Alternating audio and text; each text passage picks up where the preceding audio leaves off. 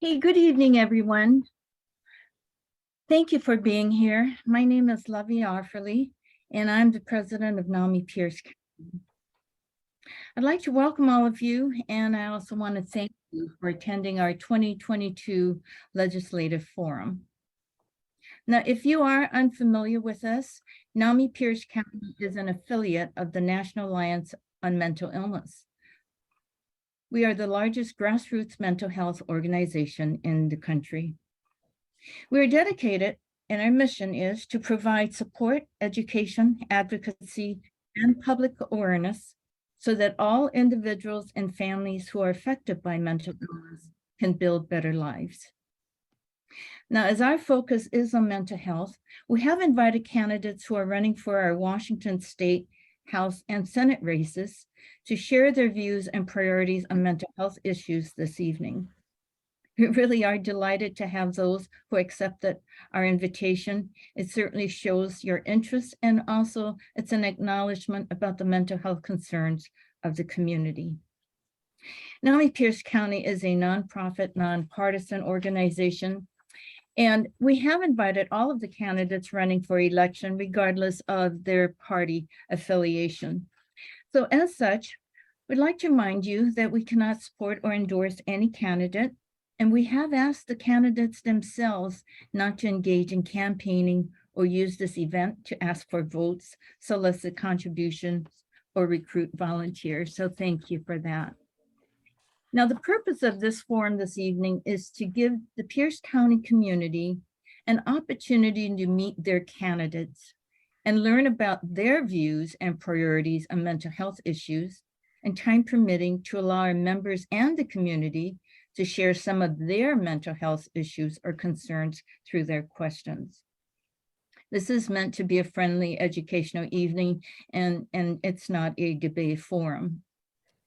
Now, mental health concerns are at an all-time high, and there are few in our community who are not affected by mental health in one way or another.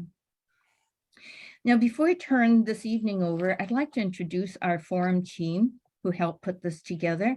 Kevin Ballard, our legislation director, and Tara Rodriguez, our community outreach director, will be our moderators this evening, along with Anna Nepomuceno, our public policy director for Nami, Washington, who'll be our chat line host and will be fielding your questions from the chat line.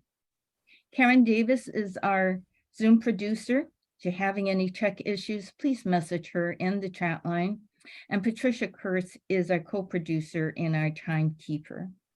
And Alani Basco-Yu, some of you have received emails from her. She is our forum administrator.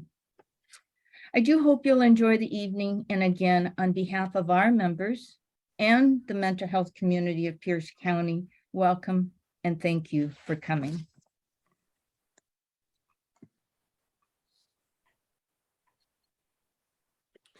Hello, and thanks for attending our legislative forum this evening. We're glad you're all here tonight. And before we begin, I'd like to mention a few things to make our meeting go a little bit smoother.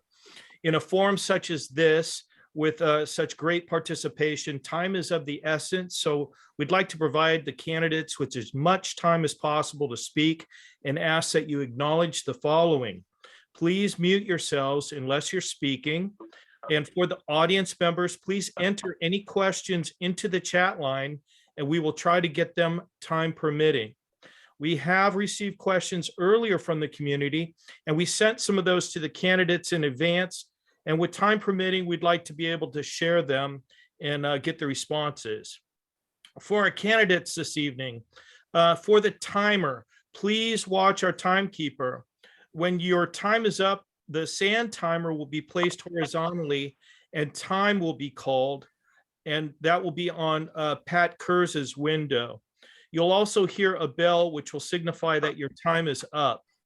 Please also blur your background, or please ensure that no campaign banner is visible in your background. We will be recording this event for those who were unable to attend this evening, and the recording will also be available on the NAMI Pierce County website and our social media accounts.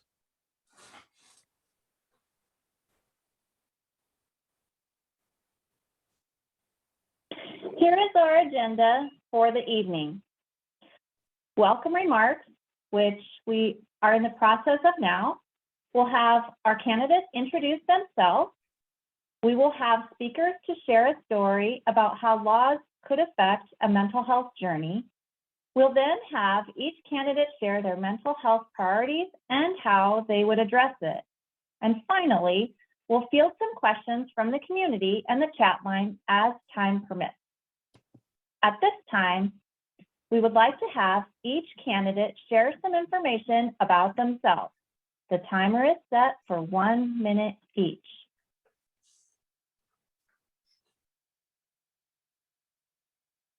Please introduce yourself, including your name, your legislative district and position you are seeking, if you are running for re-election or new candidate, brief background, family, hobbies, and interesting fact about yourself.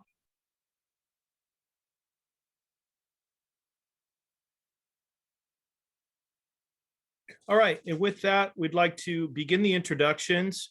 I understand some of the candidates may be attending a little late, so we'll get to them if they come in I believe the first legislative district will start with Tara, is yours at Legislative District 25. Legislative District 25, Representative Candidate Cameron Severn. Well, hello, everyone, and my name is Cameron Severns. Thank you, Nami, for putting this on. I apologize for the campaign signage. I'll pull that down in just a second. I didn't realize couldn't have that. But my background is I'm in the insurance world, insurance and financial advisor. I'm also a real estate investor and entrepreneur. I'm running for Legislative District 25, Position 2, and I am a brand new candidate. I got in the ballot through a write-in campaign, and I'm on the ballot for November 8th. So my background with mental health specifically is I've been very involved with 12-step and spiritual recovery over the last 8 years. My wife and I also co-lead a homeless outreach for our church. And my hobbies are watching sports and fishing. And one interesting fact about me is that I definitely enjoy people, maybe a little too much. People say that when I get into a conversation with them that, they'll ask me what time it is, and I'll tell them how to make a watch. So thank you. Excellent. We're moving on to Legislative District 26. And I'd like to introduce Senator Emily Randall. Hi there, I'm Emily Randall. I'm the state senator here in the 26th district, and I have had the privilege of serving in this capacity for the last 4 years. I grew up in our community in a in a family of hardworking people, union workers. But I learned early on about how important it was to have a healthcare safety net. I had a sister born with really complex disabilities, and we relied on Medicaid to make sure Olivia got the care that she needed. So working to ensure that everyone has access to the healthcare that they need, whether that's, primary care, reproductive health, or mental health care is really, really important to me. And I live at home in Bremerton with my partner and our 2 pit bull mix dog rescues. Thank you, Senator. Next, I'd like to introduce Representative Candidate Spencer Hutchings.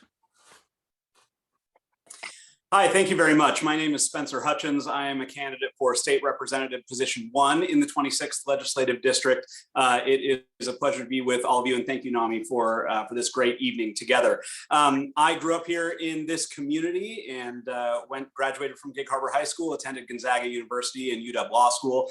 I am a local business owner here in the 26th District with real estate offices in Port Orchard, Silverdale, and Gig Harbor. My wife and I have 3 kids, 2 kids with one on the way, our son Rory and daughter Sabrina, and we are just delighted to be blessed to live in such a wonderful community and such a wonderful place. I am running for an open seat here in the 26th. One of our state representatives is running for the state senate, so it's an open seat. I'm a first-time candidate. I did serve on the Gig Harbor City Council, which I was very, very proud to do for a few years. And a couple things about me: I have been very involved in some local organizations. The Fish Food Bank, our local food bank, just built a brand new facility. I was very proud to co-chair their capital campaign, and am very glad to be here with you all tonight. Thank you.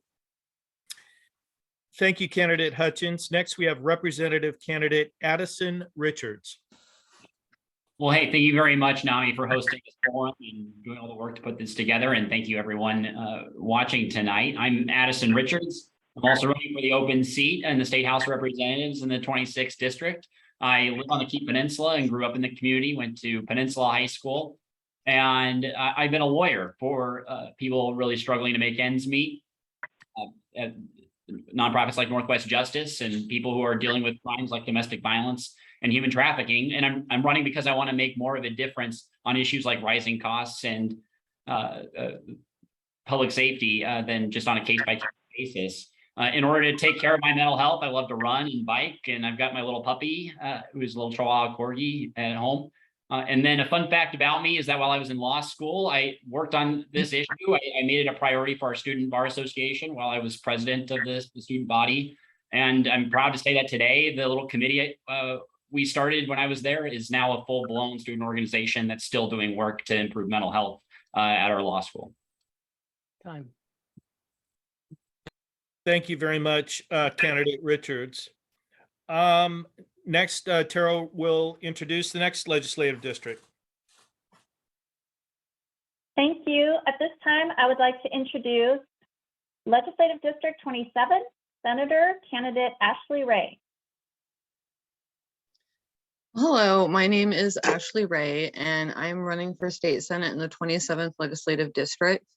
And mental health is not just a political project for me, it's actually a passionate mission for me. And my family has been severely affected by mental health issues for the majority of my life, and addiction issues. I actually have 2 family members currently living as the drug addicted homeless on the street. I've spent many years off and on in different aspects of activism, from environmentalism to animal rights. But in the last several years, homelessness, addiction, and mental health has been my focus. I've spent a lot of time in the last 2 years going into homeless camps and talking to people about why they're on the streets, what's brought them there, and what solutions they would like to see us offering from the community. And I believe that we can make a really big difference if we have people in office that are interested in fixing this issue in the right ways. I grew up in the 27th legislative district. I've lived here my entire life, and I've seen it change over the years based on different decisions and different policies. And like I said, my background is I did come from a family with addiction, homeless issues, and I've personally experienced homelessness, food insecurity, and housing insecurity. So I know it from different sides of the spectrum. Thank you so much. At this time, I would like to introduce Legislative District 27, Representative candidate Janet Large. Thank you for this opportunity to speak to you. I am Janet Large, and I am running for position 2 in the 27th district. I am a brand new candidate. I just decided to run in February. My background is I adopted a foster adopt child when he's 3.5 years old. He was diagnosed with the same disorder as Ted Bundy or Jeffrey Dahmer. So I went through the whole foster adopt all the way through the spectrum. He is now in his 30s, and I'm still working with mental health issues as being a parent of an adult with those, which is very different. I grew up in Tacoma, went to Stadium High School. My daughter and I both graduated from Stadium. So I've been around for a long time. I'm a 30-year teacher, teaching at-risk youth from preschool all the way through high school. I've taught at the community college as well as the university level. I have been on the board for the state certified counselors and hypnotherapists for 4 years as a board director. And one of the interesting things about me is I am a brand new author. Okay. Thank you. Thank you so much. At this time, I would like to introduce Legislative District 27 Representative candidate Jelani Gibbons Jackson.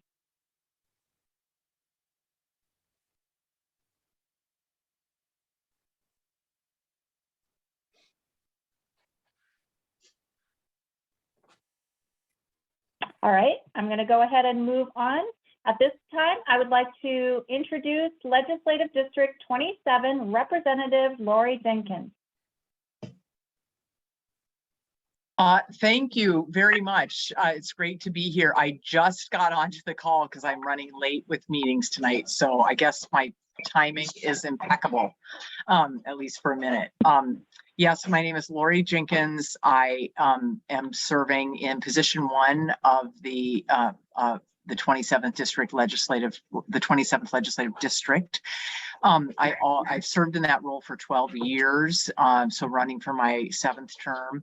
I am just finishing up my 3rd year as Speaker of the House, so I have a different role than I've typically had. I don't chair committees generally anymore other than the Rules Committee.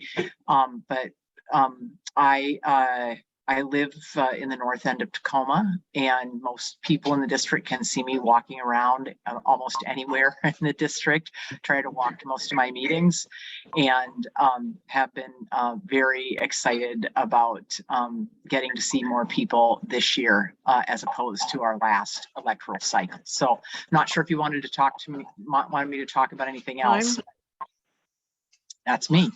All right. All right, thank you so much. And at this time, I will pass it off to Kevin Beller to introduce Legislative District 28. Thanks, Tara. For Legislative District 28 tonight, happy to have Representative Mari Levitt here. Thank you, Mr. Ballard, and thank you so much to Nami for hosting this forum, and to all of you who are participating tonight and will participate once this forum is up for folks to view. My name is Mari Levitt, and I have the privilege to serve the beautiful 28th Legislative District. I am running for re-election and have lived in our district for nearly 30 years. And I'm just grateful to be with all of you. Like many, I first came to Pierce County as a child in a military family, and I knew early on that this was going to be my home. And that's why I've dedicated my career to this community. As a former college administrator and deputy director for Pierce County's Human Services, I've spent my career working on local families. My husband and I run a small healthcare business, and together I have 7 children, including 2 adopted from the foster care system. I've served on several boards, including a trustee of the Pierce County Accountable Communities of Health, chair of the Pierce County Ethics Commission, advisory board member of a local YMCA, and the president of a local school district's PTSA. And since I've been in the legislature, have been working on issues of behavioral health. Western State is part of my district. JBLM is part of my district. And so both of those have compelling reasons to do the important work that we're doing both here tonight and certainly previously, and what we'll do together. Thank you. Thank you, Rep. Levitt. Now I'd like to introduce Representative Candidate Gabe Sockwitz. Hello, my name is Gabe Sackwitz, and I am a new candidate for District 28, Position 1. And I guess an interesting fact about me is I'm a former deputy sheriff, and what I specialized in when I was a deputy was dealing with the seriously mentally ill and crisis intervention. Currently, I am a volunteer firefighter and a teacher. Some hobbies of mine are rock climbing and reading. And I've been married for almost 16 years and have four wonderful kids. Thank you. Perfect. Next, Representative Dan Bernowski. Thank you, and thanks for having me. Yes, I am Dan Bernowski, and I currently serve as one of the state representatives in the 28th Legislative District. I've served our community for the past 22 years as a firefighter, first responder, and EMT, and I've interacted with countless members of our community during their times of need, their times of crisis, whether it be a fire, medical emergency, or certainly mental health crisis. And I'm committed to continuing to use my lived experience throughout the course of my career and integrate that with my experience as a legislator to come up working collaboratively with all of you to find solutions that are going to help our communities most vulnerable, and certainly provide more and better and adequate resources for all of us when we go out and seek that mental health care, whether it's basic or whether it's when we need it most during crisis. So thanks for the opportunity to be here, and I greatly look forward to the conversation. All right. Well, thank you, Representative Bernowski. Next, we are happy to welcome Representative Candidate Susanna Kielman. Thank you, Mr. Ballard, and thank you, Nami, for hosting this forum, and for anyone tuning in tonight. I'm Susanna Kielman. I'm running for 28th District State Representative, Position 2. I am actually an Air Force veteran. I was a medic and volunteered for 2 deployments. I've been in healthcare for about 23 years. I started off cleaning bedpans and cleaning everything that you can possibly imagine that nobody else wanted to do, and eventually used my GI Bill to get an MBA in healthcare, and have pretty much spent the past 15 years working in clinical research in all therapeutic areas. So that also includes mental health, behavioral health, sociology. It's been extremely rewarding. I'm happy to see a lot of the clinical research projects that I worked on in the past now be FDA approved. And some of those started off very unconventional. So I'm excited to share that knowledge with all of you. I love building collaborative relationships with other healthcare professionals and hope to place an emphasis on care for the care providers. So happy to be here and look forward to all of your questions. Thank you. Thank you, candidate Keelman. Tara? Thank you, Kevin. At this time, I'm going to introduce back to Legislative District 27, Representative candidate Jelani Gibbons Jackson. Hello, you guys hear me good? I'm Jelani Gibbons, running in the 27th. I'm formerly from King County, but moved out here to Pierce about 7-8 years ago. Now I'm a homeowner, former gang member, and now activist. Not really a professional at health, but I do have experience with my own family members having their own problems, including my little brother who was in foster care and had his own health problems that we had to deal with throughout the years, which then resulted in him constantly having to go to prison. So me personally, I'm trying to help to solve the problems that we have out here in Hilltop, Tacoma, because it seems like we have a lot of problems and a lot of short-term solutions. And it seems like we've gotten rid of all of our long-term solutions. And that's very unfortunate. So, I mean, that's why I'm running, and hopefully I'm connected myself with people who have a lot of experience. So hopefully with what I'm doing out here, that would help with the progression of Tacoma into mental health. Time. Thank you. At this time, I would like to introduce Legislative District 29, Senator Steve Conway.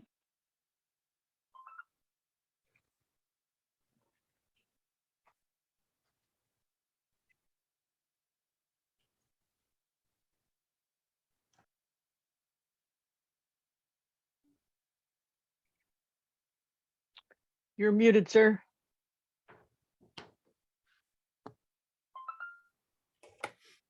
My name is State Senator Steve Conway. I represent the 29th Legislative District, running for re-election. I've served this district for many years. My background is I've lived in Fern Hill area for 40 years now, and my training was as a historian. I have a PhD in history, but I spent 22 years negotiating labor agreements in the grocery industry.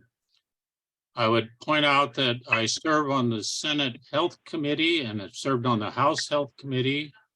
So I've been involved with the mental health issues for many years. I have also served on the Senate Ways and Means Committee, which is an important funding committee, as we know, for services for mental health. Thank you. Thank you. At this time, I would like to introduce Legislative District 29, Representative Melanie Morgan. Good evening. My name is Melanie Morgan. I'm running for re-election for the 29th Legislative District, Position 1. For over 30 years, I have been engaged in our community as a public server. As a veteran of the Army, I am a leader who believes in working together as a team. I applied this belief as a housing commissioner and a school board director with the Franklin Pierce Schools. Since 2019, I have been putting people first as a state representative for the 29th Legislative District. I have raised my family here, a single mom of 4 children here in Parkland. Also, an interesting fact about me is I have been in the public service life with the Red Cross since the age of 16. One of my hobbies that I've picked up is painting. I'm turning into Picasso. So thank you for your invitation tonight. Thank you. And at this time, I would like to welcome and introduce Legislative District 29, Representative candidate Charlotte Minna. Hi, everybody. My name is Charlotte Minna. I'm a public servant, a community organizer, and the proud daughter of Mexican immigrants, and I'm running for state representative in the 29th District, Position 2.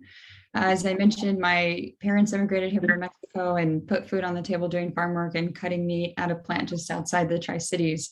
And since then, I've, dedicated myself to public service and really learning from their work ethic and example. I have 10 years of experience working at the state and federal level, advancing policies that help working families, including helping implement the Affordable Care Act after it became law, and helping folks get signed up for healthcare in both English and Spanish and navigate a complex system. Here in the 29th, I've been focused for the last couple of years on increasing voter engagement, civic engagement, and registration among our community, a majority district with one of the lowest voter turnouts in the state. So I'm really excited to keep doing that work. That's the work we've been doing this campaign. And I think if we get our folks engaged, we're going to be able to, oh, thank you so much. Thank you. Kevin. All right, for Legislative District 31, I'd like to introduce Senate candidate Chris Vance. Good evening. I'm Chris Vance. I live here in Sumner with my wife, Ann. 30 years ago, I represented this district in the House of Representatives as a Republican. Then I served on the King County Council as a Republican. I was the chairman of the Washington State Republican Party.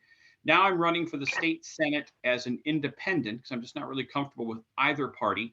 I'm the first independent ever elected to the Washington State Legislature. So I've had a long career in public policy, and I think we do a lot of things right in Washington State.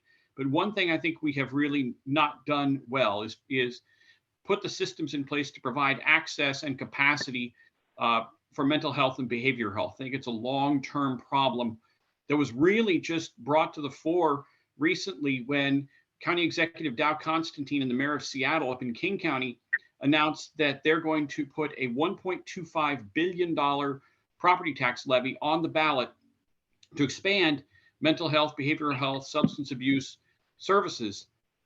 That's great, but that's not something that we should have to fund by local taxpayers and local governments. The state's got to do a better job. And I look forward to talking about that. Thank you, candidate Vance. From Legislative District number 2, I'd like to welcome Representative Andrew Barkis. Thank you, Kevin, and good evening. And it's an honor to be here with everybody tonight and to talk about this important subject. My name is Andrew Barkis, and I serve in the legislature in the 2nd Legislative District, which is Thurston and Pierce County. I have been serving since 2016 and am up for election to serve my 4th term in the legislature. I do a lot in the housing arena, serving on the housing committee. I'm also the ranking on transportation. My connection in this arena is very close to my heart. I have worked on a lot of legislation, bipartisan across the aisle, to address homelessness, addiction, and of course, the mental health issues that we see every day on our streets. Fun fact, and things I love to enjoy, my background, I'm married to my wife, Lisa. We live here on beautiful Lake St. Clair.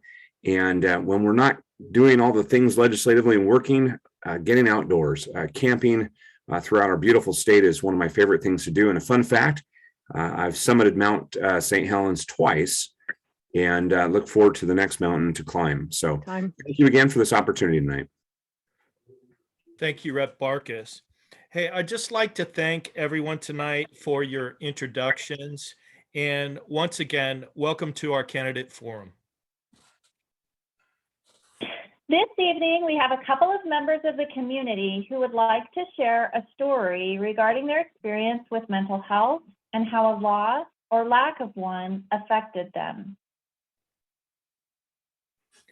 I am really proud to introduce this evening the Chief of Police for Gig Harbor, Chief Kelly Busey, and I believe he has a story to share with us this evening.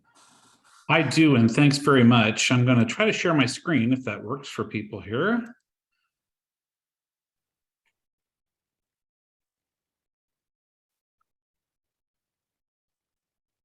So good evening, and thanks to Nami for hosting this forum to draw some attention to very important topics. Greetings to the candidates and the legislators in the audience as well. Great to see such a good turnout here. Mr. Ballard asked me to come and just give a few minutes of a perspective from law enforcement on the current state of our mental health situation in Washington.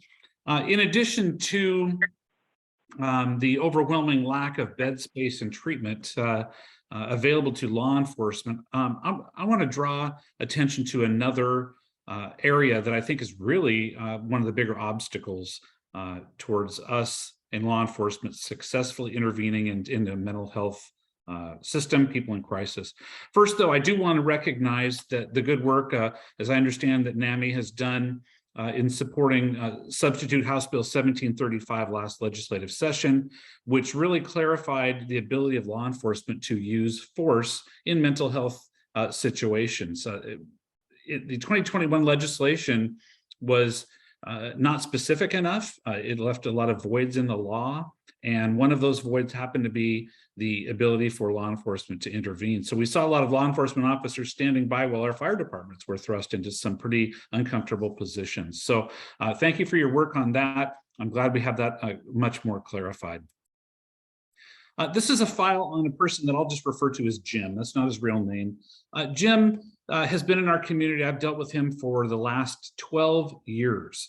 What you're looking at here is, last count, 102 police reports representing 10 involuntary committals into the mental health system. He's, in fact, right now in his 10th involuntary committal, and I remain hopeful that we can get him on the path and into some treatment that he so badly deserves.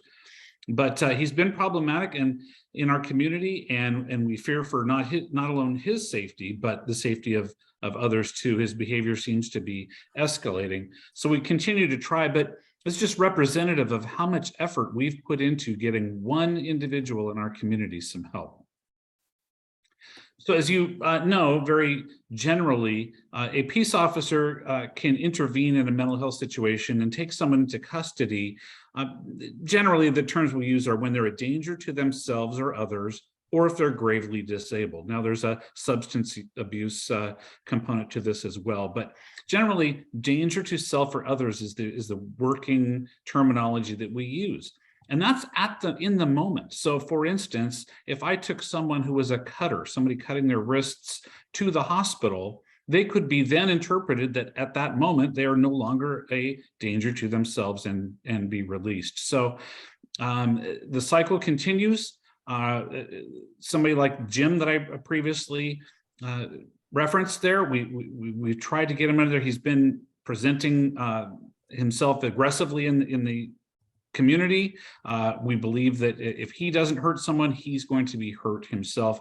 But he's just not in a mental state to even understand his own situation.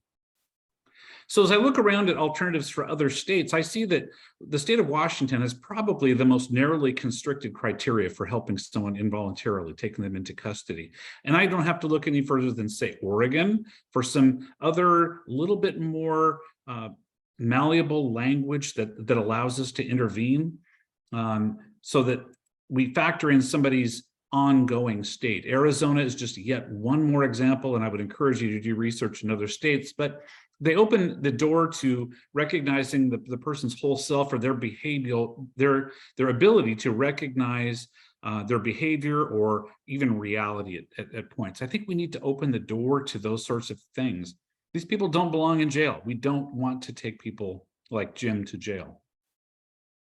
Finally, just one other thing that I would maybe want you to pick out of the whole process is that when we do involuntarily commit someone, after a period of time, they're entitled to a hearing to see whether they're going to hold them for another 14 days for evaluation or say another 90 days. And during that hearing, they're afforded a defense attorney, as they should. They do have their constitutional rights, but the hearing itself is flawed in that we can only look at the event that brought them into custody that particular time and their state of being on the particular hearing date.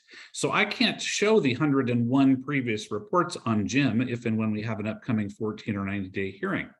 So that's one thing that maybe we would want to open up administratively at the legislative level, is the ability to take a look at the whole person's track record and their history in the mental health or law enforcement system. So I've gone very fast here just to cover a couple of points on that. But again, I think analyzing the danger to self or others criteria as being very restrictive, overly restrictive, and then maybe a little mechanism in that 14 or 90-day hearing process that we can clean up. So thank you very much for your time. I don't know if you have a question or two that Mr. Ballard that you wanted to pose, but I'm available for that.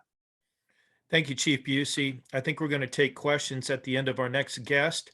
So at this time, I believe Tara has someone to introduce. And thank you very much for being here this evening, Chief Busey.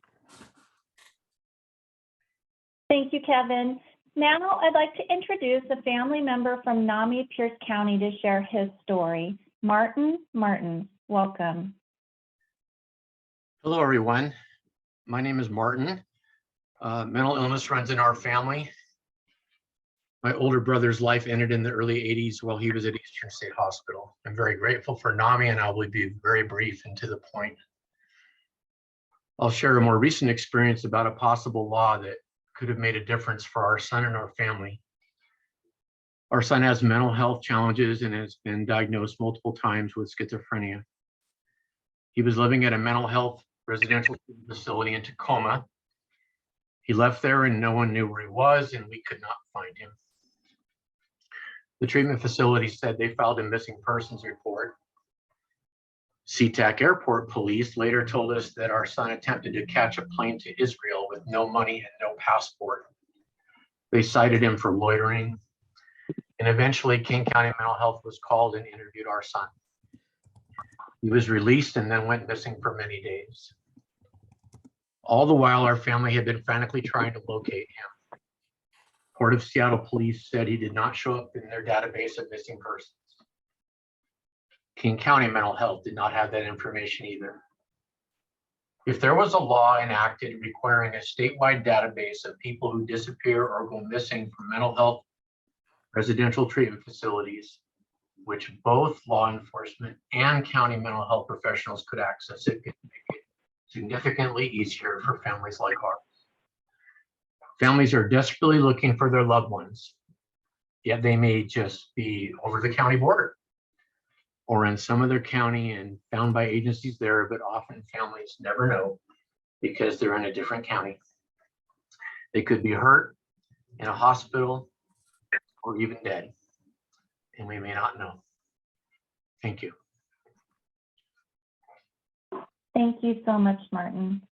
We have an opportunity for questions to be asked of Martin Martin or Chief Kelly Busey. If you have a question, if you'd like to just raise your hand, your virtual hand or your actual hand is fine.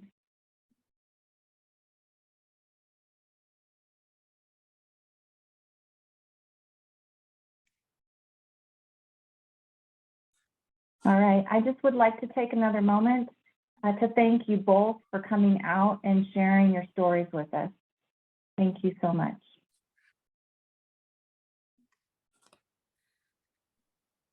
You're welcome.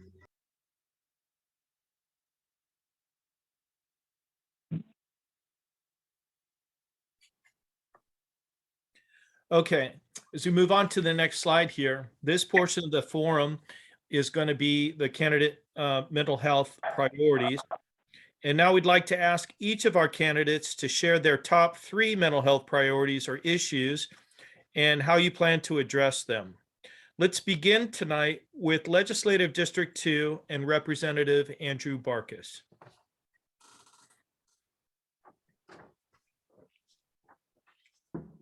Sorry, little technical difficulties. Thank you, Kevin.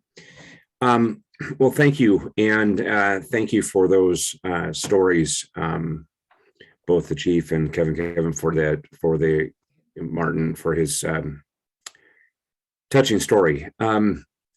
Over the last several years, as part of the legislature, I've worked in a bipartisan manner with my colleagues to look for solutions around addiction and mental health, primarily in the space of our homeless crisis. And I believe that this has been and should remain one of the top priorities as we move into the 23 session. As we look at those who are on our streets and we meet them where they're at, it is imperative that we increase our funding and the resources to those who provide the services, to those who most need the help in our communities. And this has been critical as we see the increasing crisis of our mental health, or of our homeless in our communities. You know, one of the things that we've seen within this is related to housing, is related to the services that are provided and how we go about doing that. So as we move into 23, I'm looking forward to working with especially Representative Lauren Davis, who's not part of this conversation tonight, but who is one of the greatest advocates that there is in the legislature around this topic. So I believe that this is very much a bipartisan issue. I don't believe that there is disagreement that you will hear from anybody who follows me tonight, that this issue has been one that is critical. I've seen it personally in my own family. Many of you know I've shared stories on the floor of the House about my son who has dealt with addiction and his issues. A brother who I'm not sure where he's at today, somewhere on the streets here in Thurston County. So it's near to my heart. It is something I'm very passionate about, and I will continue to do that. And I believe we've made great strides in our work in this arena, but making sure that we have the resources, that we have the facilities, that we have the staffing, the workforce that is needed, and counselors and those who are professional in helping those who are in most need in our state will remain a top priority for me as I move into this next session. Thank you, Kevin. Thank you, Rep. Barkas. I'd like to introduce now from Legislative District 31, Senate candidate Chris Vance.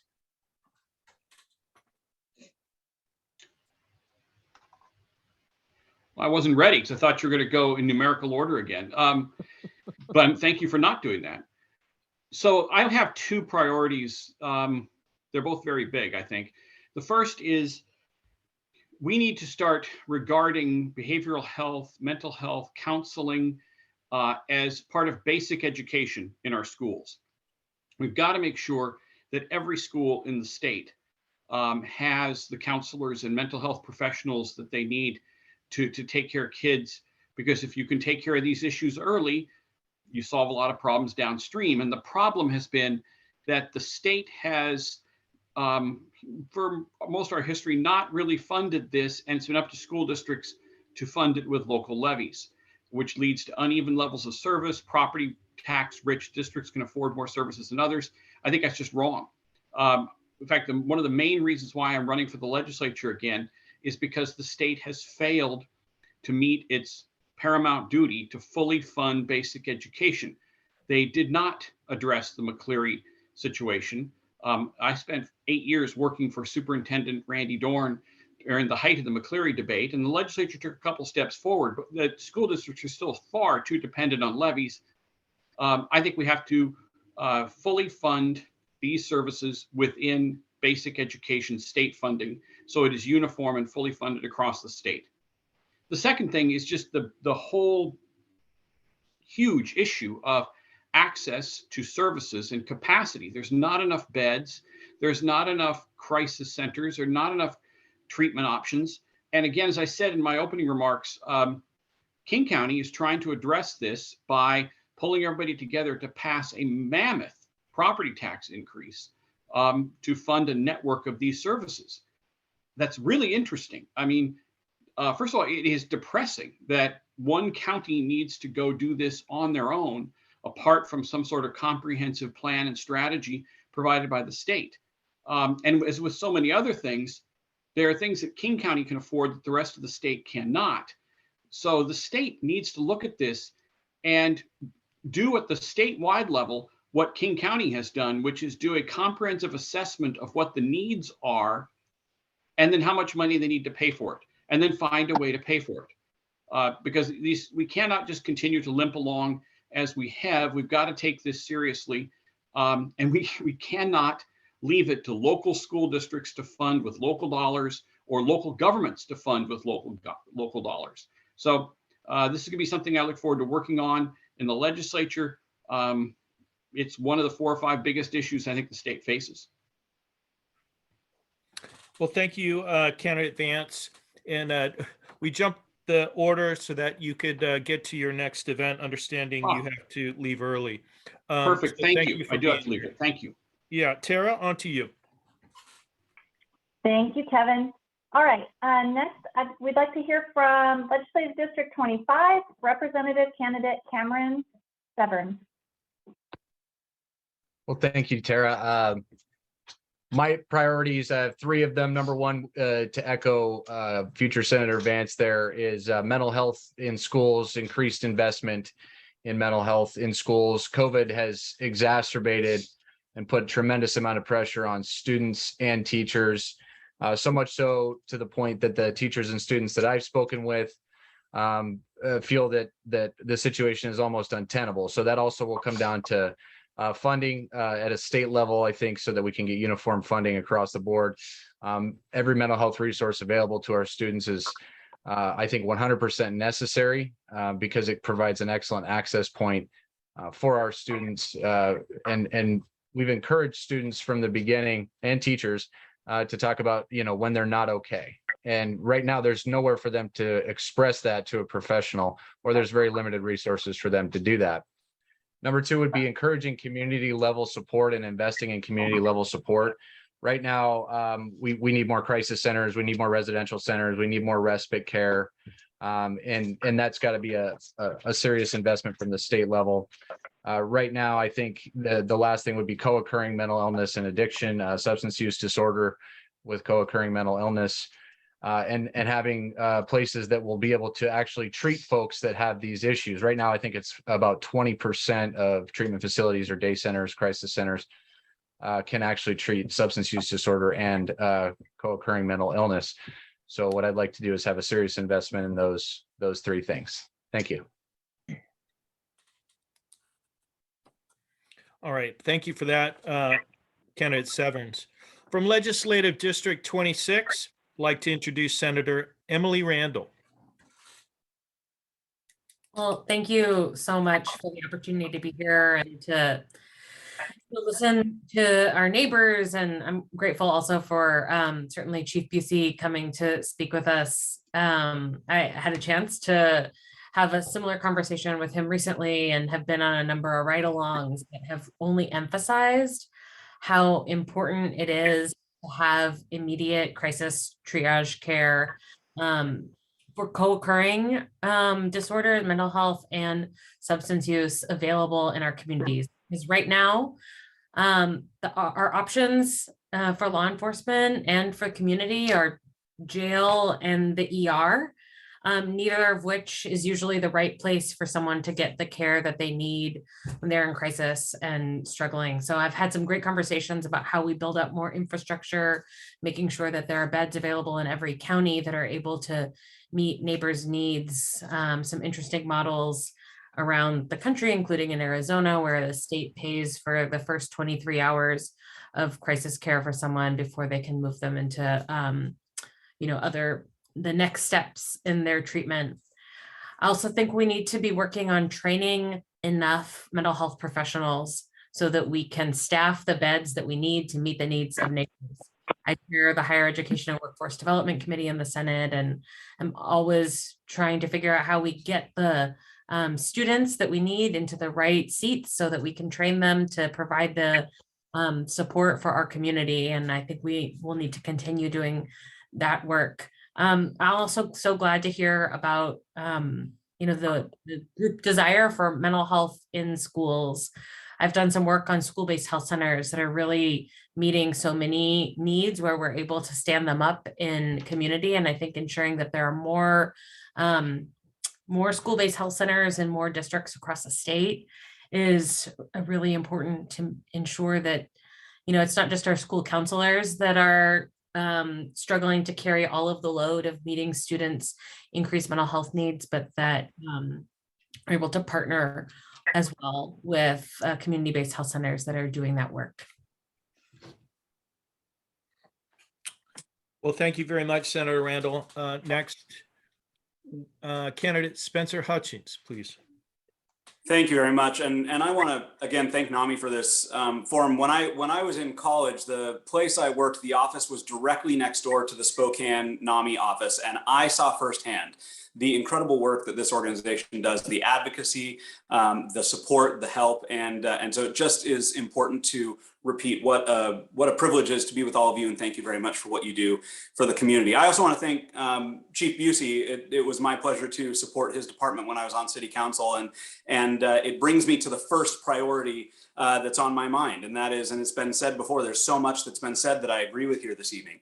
We have got to make sure that our first responders are not the primary means by which we help those in mental health crisis. Similarly, our hospitals, our emergency rooms cannot be the primary means that are used to support and get the help to people who are in mental health crisis. So what the chief spoke to, I think, is very, very important in terms of how we reform the system and make it much more streamlined to ensure that we are getting people who are in crisis not into the justice system and not into hospitals and ERs, but instead into mental health treatment that is so sorely needed. So we have got to make sure that our system, our bureaucratic system in Washington State is oriented to ensure that people in crisis are getting the frontline care that they need.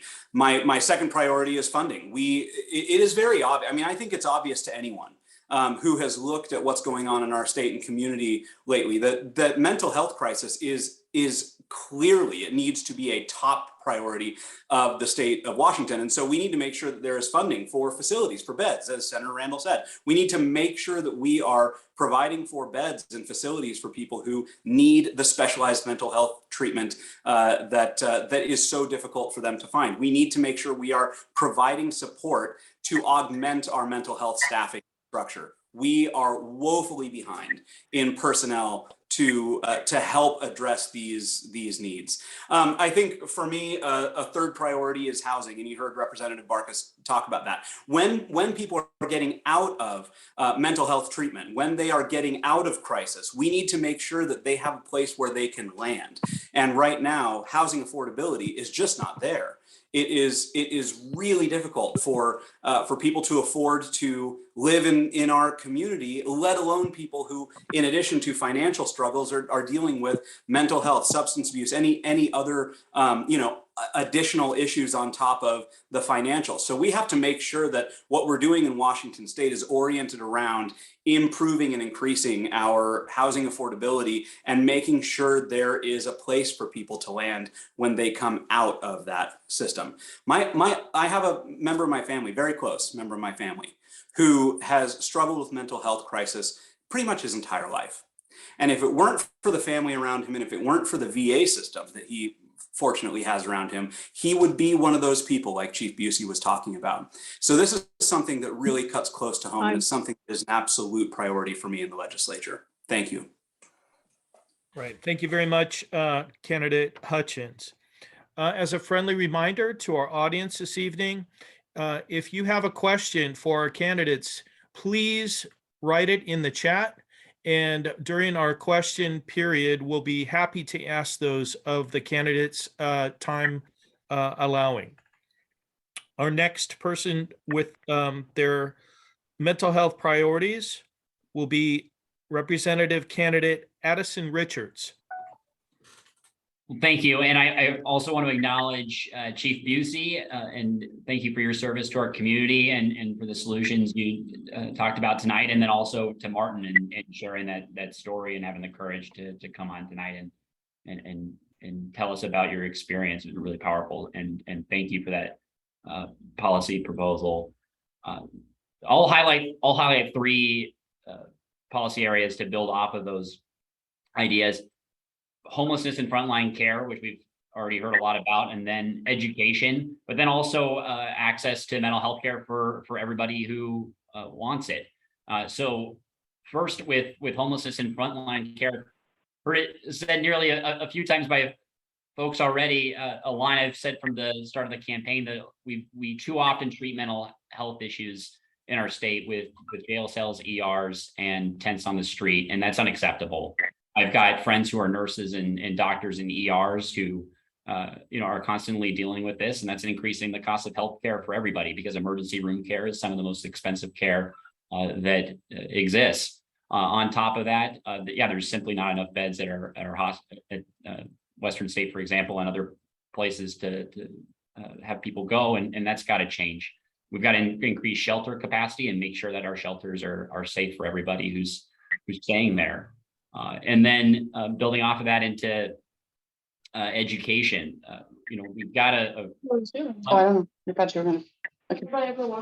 got a funding ratio for counselors that needs to be improved. There's not enough counselors for our kids. I'm a coach in my spare time at Peninsula High School, and I've talked to a lot of parents who said that running was how their kids got through the pandemic. And I just know for a lot of kids, though, there's significant challenges coming out of the pandemic. Teachers of mine probably have the support of educators.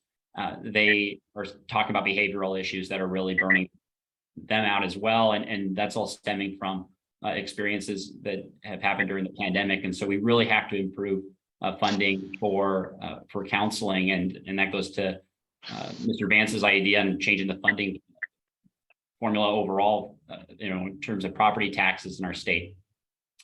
And then number 3, when it comes to healthcare for everybody, access to mental health care for everybody, a lot of insurance does not cover the cost of counseling or other mental health care services. And so we have to work on improving the products that are offered and find market-based solutions to doing that. Otherwise, people have to go through the cumbersome process of trying to get reimbursed for counseling services. And we've just got to improve access for everybody, especially after the past couple of years and what we've all been through. I'm going to get to work on that in the legislature. All right, thanks, candidate Richards. At this time, we'd like to welcome Representative Michelle Caldier. She is currently with us now, and so we'd like her to take 1 minute to introduce herself. And then if you would please, for 3 minutes, give us your top 3 priorities for addressing the mental health situation in our state. Alrighty, well, I apologize for getting on late. So I'm State Representative Michelle Caldier. I've served the 26th district now for 8 years and looking for another term. Prior to joining the legislature, I was a dentist and I devoted my practice to caring for the nursing home population and came down to Olympia over a couple dental bills and learned that one person could make a difference and inspired me to run for office. My top 3 priorities for mental health care would probably be lumped in, because I actually literally just got on, so I haven't had a chance to listen to everybody else's, so I hope I'm not duplicating everything. But number 1, I think that we need to address the workforce shortage issue for all healthcare, but especially for mental health care. I have a plan to where basically our colleges are not meeting the needs of the number of people that we need for our workforce. So making it so that we incentivize colleges to have mental health programs because they get capital budget dollars from taxpayers. So having a nexus for that. The other one is having permanent supportive housing for people who are severely mentally ill. In Kitsap County, we were able to get Pendleton Place. It is a permanent supportive housing model, and I'm hopeful that we can get more housing similar to that. And then the third piece is to have some sort of kind of an urgent care for people who are mentally ill or have got a mental health crisis, but don't quite meet the meet the threshold of getting the services. So making sure that there's an intermediary care for people who need services, because right now that's where the void is. So at any rate, I look forward to listening to everyone and also answering any questions that people may have. So thank you. Thank you, Rep. Collier. Tara? Thank you, Kevin. At this time, we're ready to hear from, let's see, we are on Legislative District 27, Senator candidate Ashley Ray. So as I said, all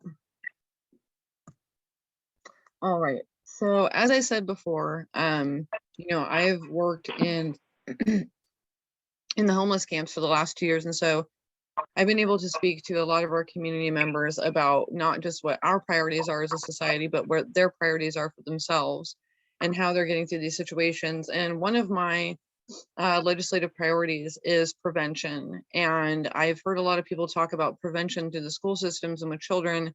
And I can already tell you that there are many, many, many parents that are extremely concerned to hear something like that. Families want to be involved, parents want to be involved, grandparents, anyone that's a part of that family unit wants to be involved in the treatment of their child, and they want to be present with the treatment of their child. So I think that we need to offer, families the resources to help take care of these issues and be a part of this. And when anyone's dealing with mental health, the larger their support network is and the more that they can communicate with others in their sphere, the better off they are in long-term outcomes anyways. And so I don't know why we would be trying to treat these issues with children without their support network around them as much as humanly possible. The other thing that needs to be addressed is, addiction and mental health are usually comorbidities. And of course, there is the mentally ill population that doesn't ever use drugs, and they never end up trying to, self-medicate their way through a mental health disorder. But for those that are experiencing addiction, I think that we need longer term involuntary treatment. As you just heard from the Chief of Police, Ingrid Carber, we have 14 days to put someone into involuntary, basically observation, and then kind of figure out what to do from there. But treating long-term trauma, long-term addiction, long-term housing issues, in order to stabilize someone and make sure medications are working and that they're working through a program and helping detox, that takes months of time. That takes way more than 14 days. And half the time when we put them into outside services, like Martin just said, we lose them because they're able to leave, they're able to just go around and do what they want. And they're not mentally stabilized enough yet to be making good decisions on their own about their care. And then the other one is transition services. So once someone has completed programs in longer term involuntary care, then we have to be careful about how we're transitioning them back into society. So making sure that while they're in longer term care, we're building their support networks and that they're being treated by properly trained staff, that we're getting family and friends involved in their treatment process. And then partnering with other community services to provide employment training, life skills development, education. So there's a lot to unpack here. Thank you so much. And now we're moving on to Representative Lori Jenkins. Thank you. And I'm really excited to hear all of the responses that people have given. As Representative Barkas said at the beginning, I have very little that I could disagree with in terms of what others have said. But let me talk about my 3 priorities, hopefully quickly. The first one is really around early intervention. I have spent so much of my legislative career working in the deep end of the pool, Western State Hospital, people who are civilly committed. There will always be people who are civilly committed, and we have a lot of work to do in that very deep end of the pool. But if we could actually help people in the shallow end of the pool, a lot fewer people would go into the deep end. And so I think about things like folks have mentioned about nurses and school counselors. I'm really glad that last session we invested $91 million in making sure that every school in Washington State has the ability to hire school counselors and school nurses, and made that funding permanent for them. So it's just not one-time only funding. I'm going to come back to this in a minute because it relates to probably my highest priority for this session, but that's just one early intervention piece. I think going back as far as nurse family partnership for and visiting nurses for families with newborns to help families that are struggling, help them get the services that they need, and sometimes parents just need a little bit of advice. And I think this could actually really help in the long term, stabilizing parents' mental health and children's mental health. Second, high priority, people have mentioned housing, but I think the thing that we have seen that works the best in housing, especially in the behavioral health field, is permanent supportive housing. And one of the things we've started to do, which we have to maintain a strong commitment to, is whatever we build, we have to make sure that we have the right kinds of services supporting that physical housing project, so that there is permanent supportive housing for people to help them stay stabilized in their housing. And we've seen that it works really, really well. We need more of it, but we also just really need to maintain the commitment that we have there. But the number one thing I want to say we need to work on this session is workforce, workforce, workforce. We can build all the housing in the world. We can fund all the school counselors and the nurses in the world. And if we don't have a workforce there to go into those settings, then we've got a problem. And I don't think we can educate our way out of this. We're in a situation where we've got lots of baby boomers retiring. I think we have to look at the rates and how we're paying our behavioral health providers. We have to look at how we license people, and the fact that we make social workers have 4,000 hours of supervised practice before they can get a license, and there is zero evidence that that relates to competency. That's 2 years of work, of supervised work, before you can get a license, and there is no evidence to say that that is what is necessary to become competent. And that, I think, is preventing people from going into the profession.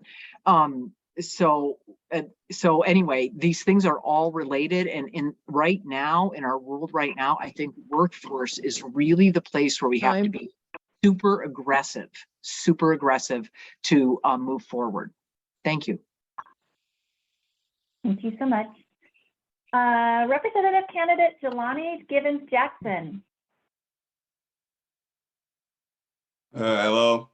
From my experience of always having to look out from looking in, we've always had problems with housing. We could get these people to the places that they needed to live, but they weren't checked up on afterwards. So it's like, we do have funding. Washington State made more money than we've ever made, and yet it's like we can't get our funding right. So it's like, I feel like we are getting the money where it needs to go, but the funding is just not being regulated correctly. So me personally, I feel like we need to look more into how we're regulating the funding for our mental health, and on top of what we're doing for the people that we place inside the housing. Because I've dealt with my own experiences with moving people in these low-income housing, and some of them, if not a good amount of them, face some kind of hoarding problem, and we did nothing but just move them around regardless of the hoarding problem that they dealt with, or in the severe mental disabilities that they had. Another thing is counselors for children, especially like in urban communities. Me personally, I've dealt with a lot of kids that sought help from counselors, but there just wasn't enough counselors, and the waiting process for them getting met with counselors took way too long. And then the third, for me personally, would be therapists within the community. We need to figure out a way of getting these schools to again, initiatives in order for people to actually, sorry, I'm not professional at this.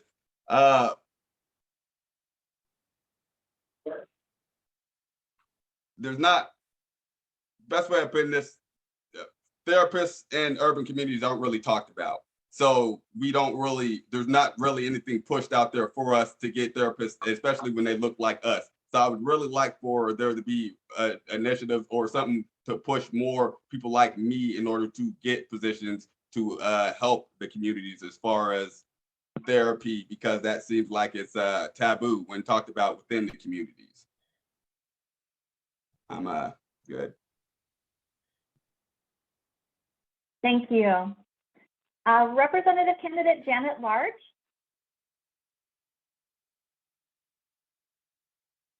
Hello, thank you for this opportunity.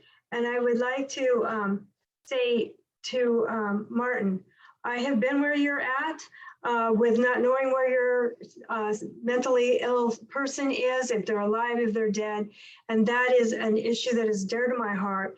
And when we talk about getting it early intervention and into the schools, as long as parents have their rights, parents have the right to all of their child's medical, educational decision-making. And we have been disempowering our parents. That can't stop. But we also disempower the parents of adult mentally ill people. They are pushed out of the picture and not given their rights. And that person needs a support system regardless of their age. They still need that person. So that would be one of my strongest issues, is making sure that that support issue is there, because we know that the more anxiety, depression, the mood swings that they have causes more getting into drugs and alcohol. They need strong, solid relationships. Understand that a typically developing person, their executive functioning to do problem solving with some of these skill sets doesn't even begin to fully develop until your late 20s or early 30s. And we're asking other people to do this for our children. Our parents need to be involved no matter what age. Second issue that I want to talk about is insurance, because there are so many. I served on the board for 4 to 7 years of the certified counselors and hypnotherapists. There are many, many different alternative therapies out there that are pushed out of the program not to help these people because of lack of insurance. Insurance companies refuse to let certain kinds of counselors or social workers have insurance. The clients need that insurance in order to pay. So we need to really look at, why are we locking out certain alternative care and only certain people can be in the game? So we need to look at that. And I think the other one is communities and transitional. When we're talking about housing, I know for myself, my son has been put in many, many apartment buildings by himself. He has no skills. He is a psychopath. He is schizophrenic, drug-induced schizophrenic, has many, many faults. But when they get tired of him, they go get him an apartment and put him in an apartment that taxpayers pay for. He destroys it. He destroys that completely. And they say to me, oh, don't worry about it. We'll get it all fixed up and nobody will, well, the apartment owner won't matter. Yes, it does matter, because it's a private place. And the other people that live in that do not need that kind of fear and anxiety while he is having a mental breakdown. So we need transitional communities. We need to be able to put them in a place so that they can be safe. They have wraparound services. And when they are stable, they can move forward. But right now, we don't have goals set up for those people. So they just sign in and the companies are getting paid. We need those companies to have a goal plan. Thank you.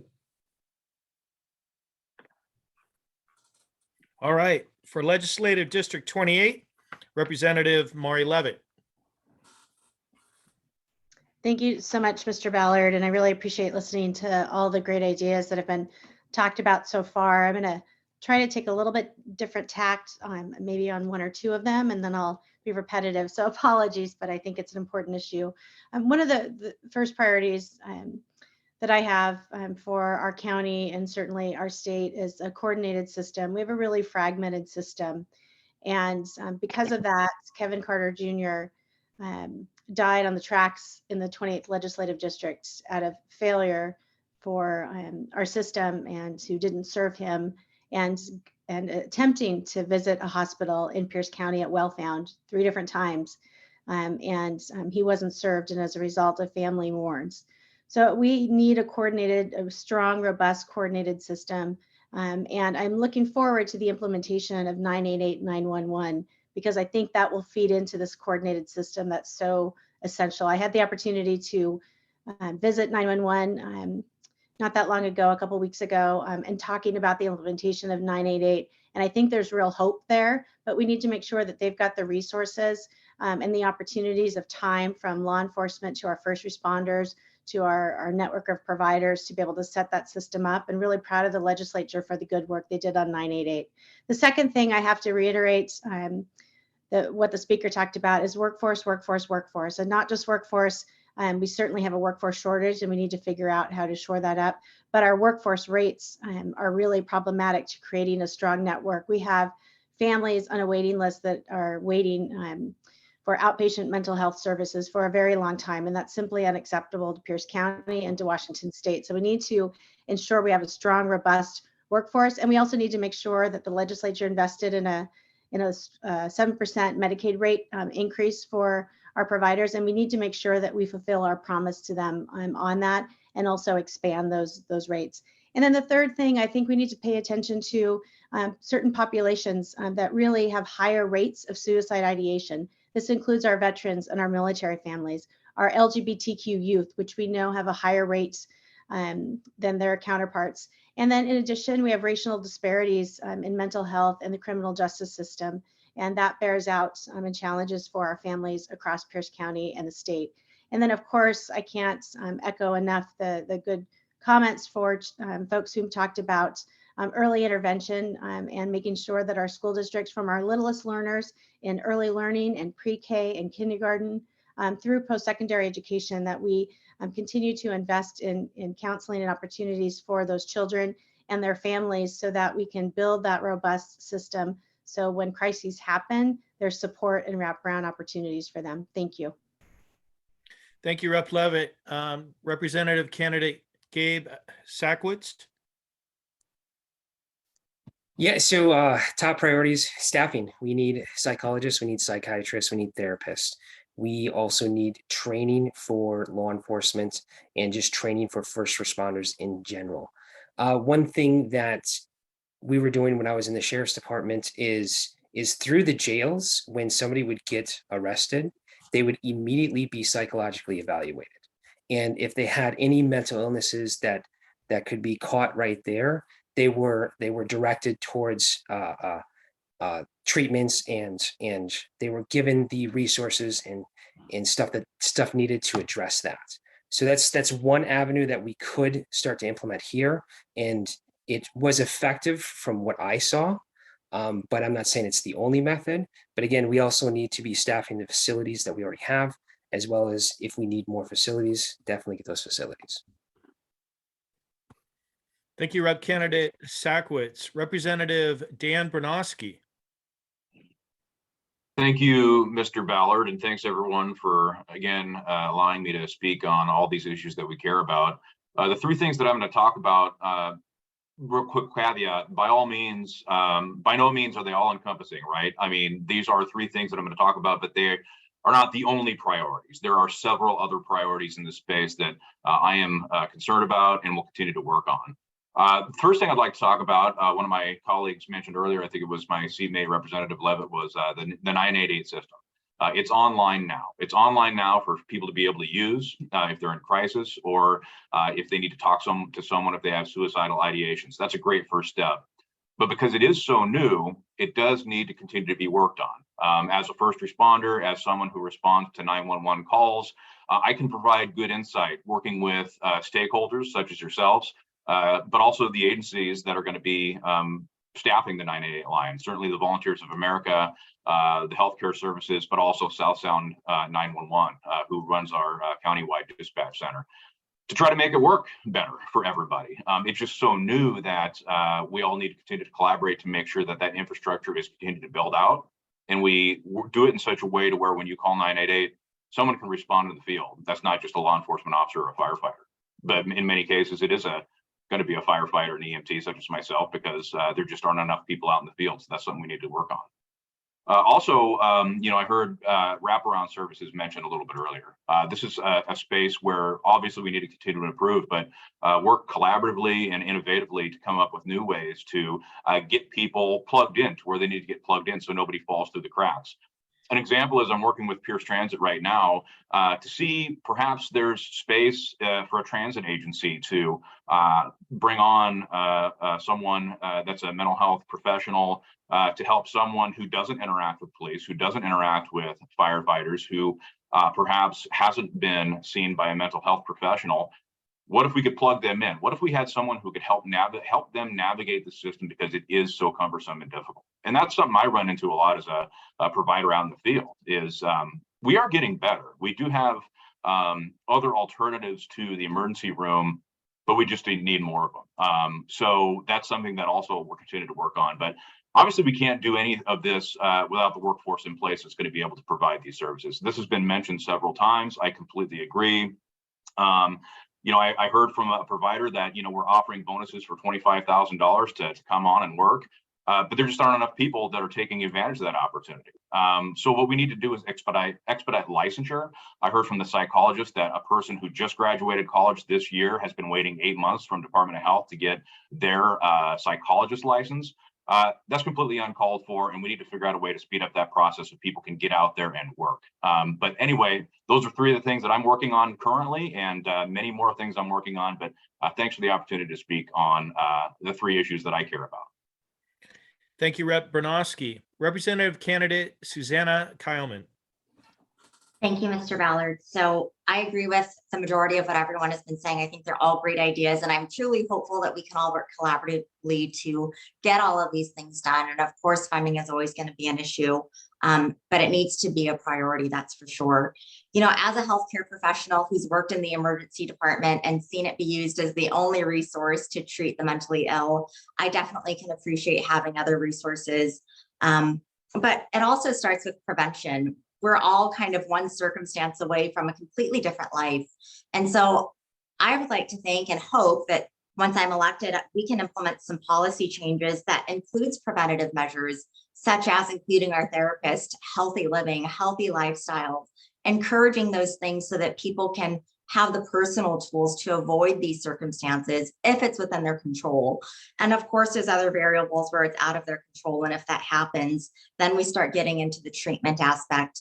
But let's follow the patient all the way from prevention to getting care, getting diagnosed, and following them through to maintenance as well, so that they don't make it back into the system or have a repeat of being just kind of tossed into the same circle of a failed system. We need to make sure that system works, and a lot of that includes the maintenance therapy as well. For staffing, of course, that's always going to be an issue across the healthcare spectrum. We can do so much, and I've spoken with many social workers who would love to be the sole care provider for a lot of these patients suffering from mental illness, and they do have collaborative partnerships with behavioral health and mental health professionals, and sometimes they're called to go out into the field in circumstances where they don't feel safe, so they have to actually loop in law enforcement. They would love to be able to go out there by themselves, but they don't feel comfortable carrying protection, nor should they be forced to. So they do loop in law enforcement. And so that also is a collaboration that needs to be strengthened so that we're not putting any more social workers or caseworkers or first responders at risk. And like I mentioned before, as a medic, the first thing that you do when you arrive on scene is scene safety. And that's basically making sure that you're going to be safe so that you can do your job and take care of whoever's at risk. And then my last priority is veteran care. My dad's a World War II veteran. He is just now at 96 years old receiving 100% disability. And some of that is for mental health issues. And he's had to go through countless appointments through the VA system to get that. And it's just a failure over and over. And myself, I've deployed twice, and as a medic worked with service members, men and women, and their families. It's not just the person that's suffering. That diagnosis or whatever is going on with that specific individual has a butterfly effect to everyone that's surrounding them. So their family members that are trying to track them, that are trying to get them the care. Everyone is impacted by that.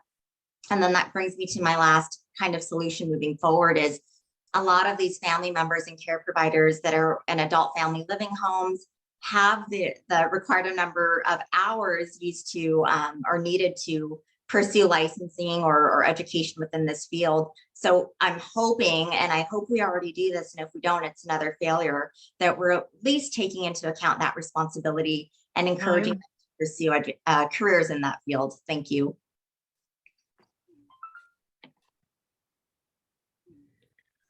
Thank you, candidate Kyleman. Tara? Thank you, Kevin. All right, at this point, we'd like to hear from State Senator Stephen Conway. Well, thank you. All the ideas that have been introduced here by the different candidates and representatives are great ideas. And I just would like everyone to remind where Washington State was 10 years ago.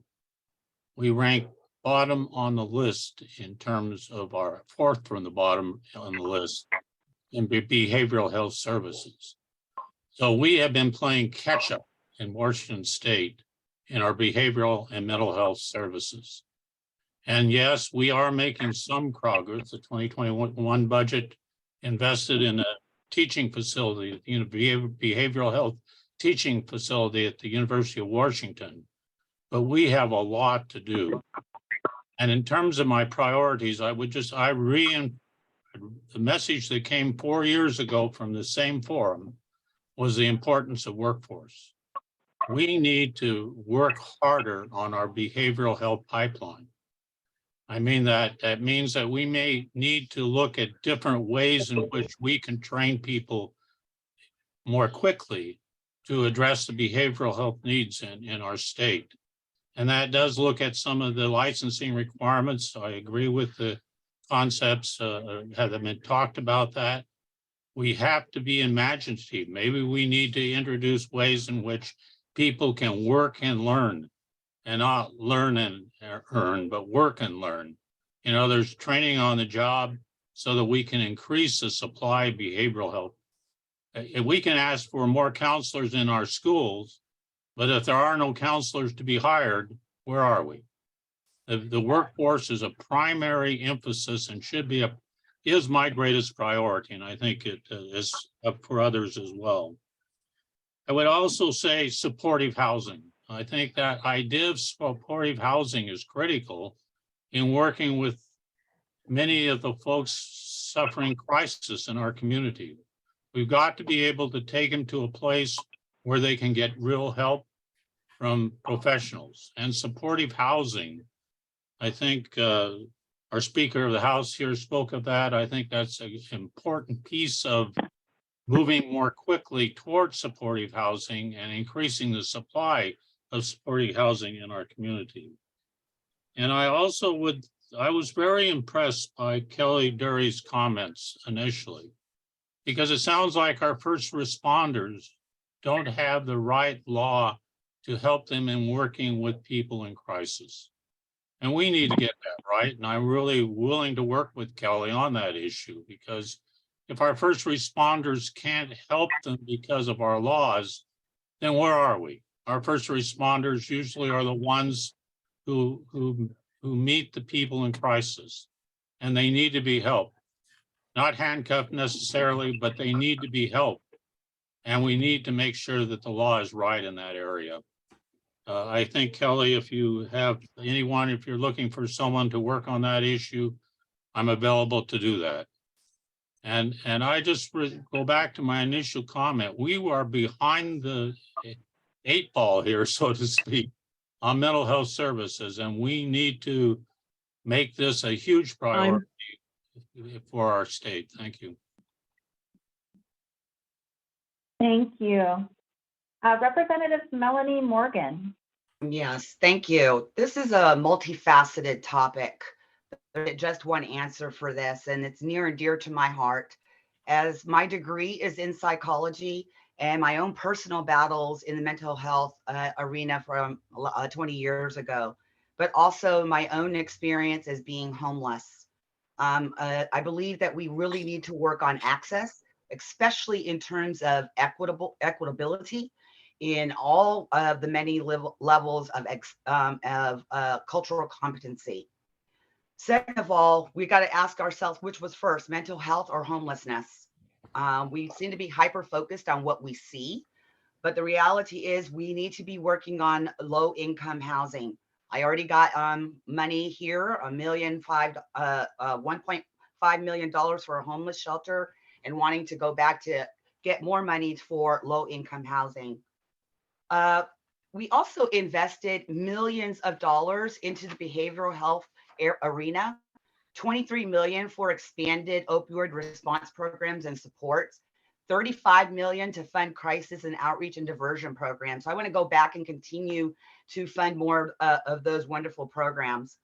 Also here in my community in Parkland, Spanaway, I've had a conversation with Pierce Central Fire, and we've come up with some practical solutions. As they said, transportation is the issue. So we are now reaching out to faith-based communities to see if we could use their vans to transport individuals, whether that be to the emergency room or whatever issue it is that fire and police cannot handle. I also believe staffing is a big issue as well. And I am also with Senator Conway in returning to some things. We used to give bachelor degree people registered counselor licenses. I know because I was one. And I want to go back and find out why we took that away. And maybe we need to bring that back, and that will bolster up some of our staffing. I also believe that we need to return back to the crisis response team. I think one of my colleagues, maybe Dan Bernowski, had mentioned this. We used to do this back in the 90s as well in the crisis response team. And I think we need to return back to some things that we got rid of that kind of puts us in a place where we're crunched now. It's not everything is about recreating the wheel. There were some things that were working, and I'd like to see those returned. Thank you. Thank you. Representative candidate Charlotte Mena. Yeah, thank you so much for this opportunity. And I know I'm batting cleanup here, so there's not a whole lot I can add to these wonderful ideas. I'll try to plug in where I think that there may be some gaps, but you've heard it said before, we need a robust continuum of care. We need to increase access to that continuum of care. That means building more facilities, inpatient, outpatient, all across the state. It means staffing that robustly, and it means having a robust reimbursement from the state for Medicaid reimbursement. I think, the salient point here is that when folks can't afford to take on new patients, we're turning away folks that are the most in need. You've heard it said before as well, but housing, not just permanent supportive housing, but preventing folks from losing their homes in the first place and getting that rapid housing with wraparound services in place. The third, I would say, is resourcing our schools. And I'll talk a little bit more about this because I think it is about, making sure that schools have enough mental health counselors and nurses and making sure that that stays permanently funded, as the speaker said, but also having mental health education embedded in our public schools. I think this is incredibly important, especially for students that were like me or students in communities like the 29th, where we may be, kids from families of color or immigrant families where there is more stigma around mental health. And this may be the plug-in and resource we need to learn about these things and get the help that we need. So these are probably the three priorities that I would focus on, I think would be really salient in the 29th district. Thank you so much. And thanks to all of you for sharing your mental health priorities with us. At this time, we would like to share some questions from the audience that's in the chat line and also address questions sent in from the community earlier that was sent out to the candidates. Due to time constraints, we may only be able to take a couple of answers live, and we ask the candidates to answer in 2 minutes or less. Please use your hand raise option under the reactions icon on your Zoom taskbar to answer. However, candidates who also want to answer the question can do so in the chat line if we don't get to your answer live. Please note that you can save the chat if you click on the dots and click on Save Chat. It will also be available if you leave your chat open when the forum ends. So on to the first question. What view and/or plans do you have about the all-time high of fentanyl being brought into our country illegally?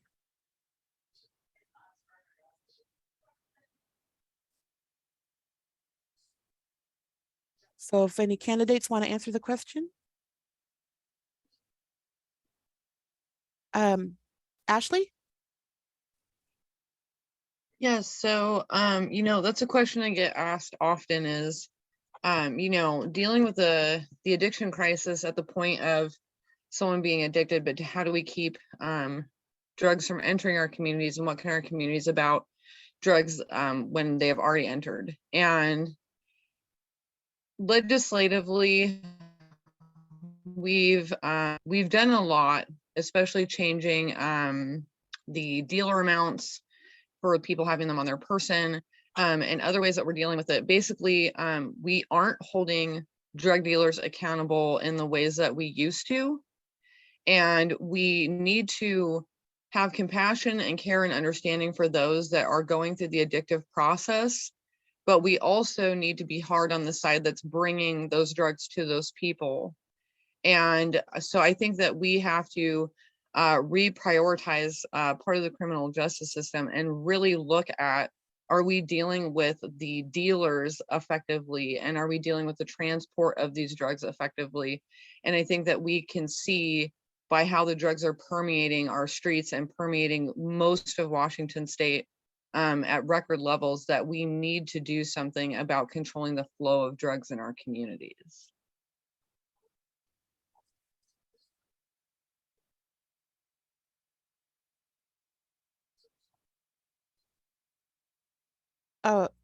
Mari? Thank you for the question. One of the things I introduced and will be bringing back, fentanyl's mass distributed, and often the tool that's used to distribute is using pill presses, and the DEA and FBI and others have indicated that that is an easy way to mass distribute fentanyl. So looking at how we ensure that those who use pill presses for mass distribution of fentanyl are held accountable for that. And so I'll have a bill that is being drafted now that will be coming forward this legislature to address that with sentencing enhancements, a felony enhancement, to make sure, and I'm not talking about mom or your mom or your grandma or your grandpa using pill presses for medicinal purposes of taking their medicine, but when it's used to mass distribute fentanyl, which pill presses are now a tool of choice, we need to hold those folks accountable to make sure that our children aren't getting access, or our youth aren't getting access, and our communities aren't suffering as a result. Thank you.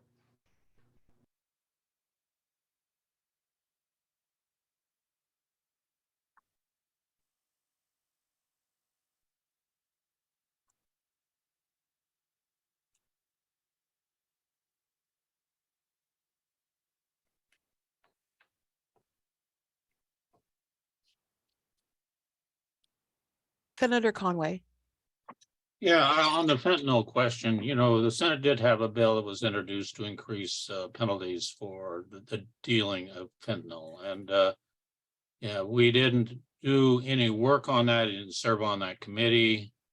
But I do believe that the fentanyl crisis is here, and I'm hoping that our attorney general and our law enforcement people will bring to the legislature some legislation to address this. I mean, I saw a news story here recently of the way that they're marketing the fentanyl for youth as colored pills.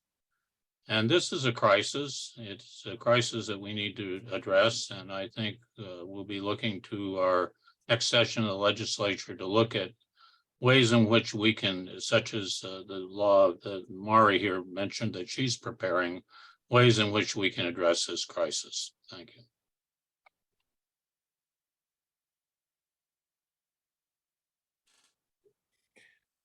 Anna, I'm going to step in right now. I understand that Representative Kelly Chambers has joined us this evening. So I'd like for Representative Chambers to introduce herself for a minute and then give us her top 3 legislative priorities for dealing with the mental health landscape in the state of Washington.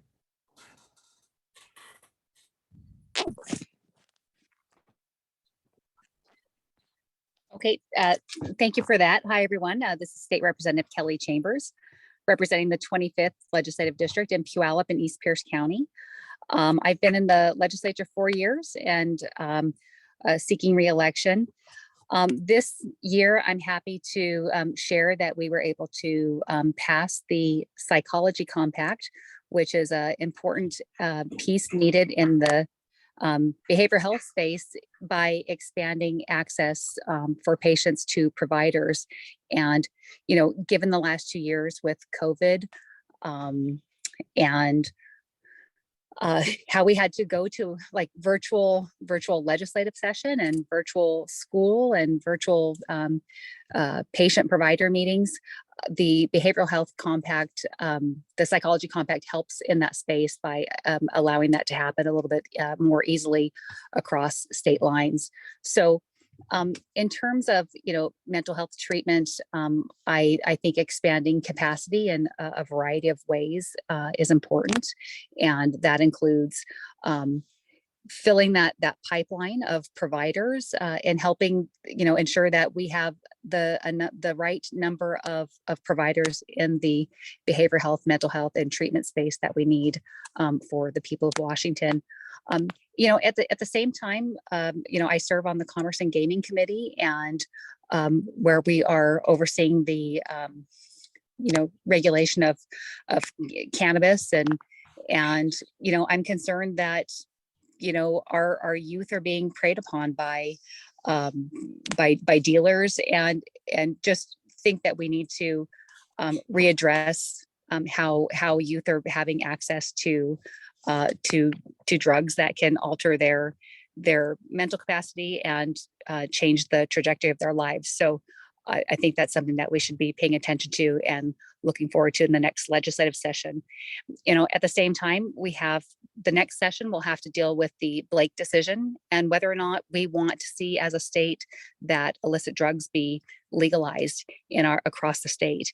I don't think that's the right direction. I don't think that we want to have easier access or more access to anyone in the state. And so I would work to ensure that we make drugs illegal again, we make crime illegal again in the next legislative session. Thank you for that, Rep. Chambers. I also understand that at this time we've got Senator Yasmin Trudeau from the 27th Legislative District joining us. So Senator Trudeau, could you please introduce yourself? You got 1 minute, and then following that, we'd ask for your top 3 priorities for us dealing with the mental health landscape in Washington State. Absolutely. And let me just start by saying thank you so much for your grace.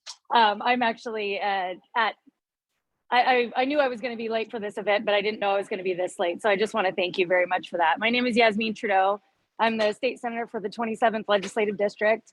I'm actually, the reason that I'm late is I'm here supporting a friend who's overcome a number of mental health issues to go on and serve at the Student Senate here at Green River Community College. And so listening to her story, I couldn't get up and walk away. But the 27th Legislative District is large parts of Tacoma and now includes Fife.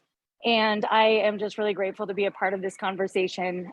Mental health and behavioral health in particular are really personal issues to me and issues that I hope to continue to tackle in Olympia. Excellent. Could you give us your top 3 priorities on mental health and how you'd address them?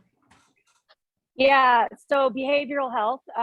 One bill that I introduced last year that I'm continuing to work with HCA and DOH on is related to a behavioral health support specialist. So actually identifying where folks are interacting with the primary care system. So looking at, when someone goes to a physician and expresses that they may be having some behavioral health challenges, can we get support specialists in there to sort of work on these issues upstream so we don't have to wait for a behavioral health crisis? So that's one particular bill that I want to continue working on. I think access to mental health services. We all know that there are a number of issues that preclude access to services. And I'd really like to work on how it is that we can reduce those barriers so that people can access the services that they need. Again, both proactively and also services when they're in response. And I would also, something I'm interested in that I haven't had an opportunity to work on, but it's personal, is looking at the ways that, the last couple of years during COVID has shaped mental health for our students and our young people. I know it's an issue that the legislature's taken on, but it's not one that I have personally worked on. Although when I mention these issues being personal, I do have a brother with significant disabilities that has really suffered, his mental health and behavioral health has suffered as a result. So I hope to be able to dig in and learn more about that and how legislators can support that work. Thank you, Senator Trudeau. On to you, Tara. Thank you, Kevin. At this time, we're going to move to one of our community questions, and I'll ask for two of our representatives to raise your physical or your virtual hand to answer the question. You'll have up to 2 minutes to do that. This question is, our youth today are at a high risk for suicide, with nearly 20% of high school students reporting serious thoughts of suicide, and 9% have made an attempt to take their own lives. Early interventions such as mental health, education in schools at an early age can help lower the risk of suicide and bullying in schools.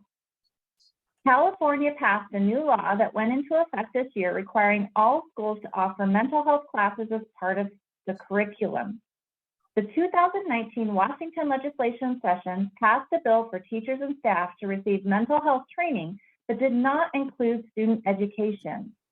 Would you be willing to support this implementation, and why or why not?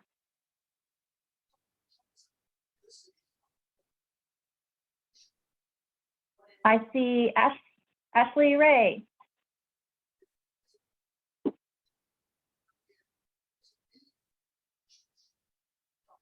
Yeah, so it really depends on how the schools would plan on going about implementing mental health education for students.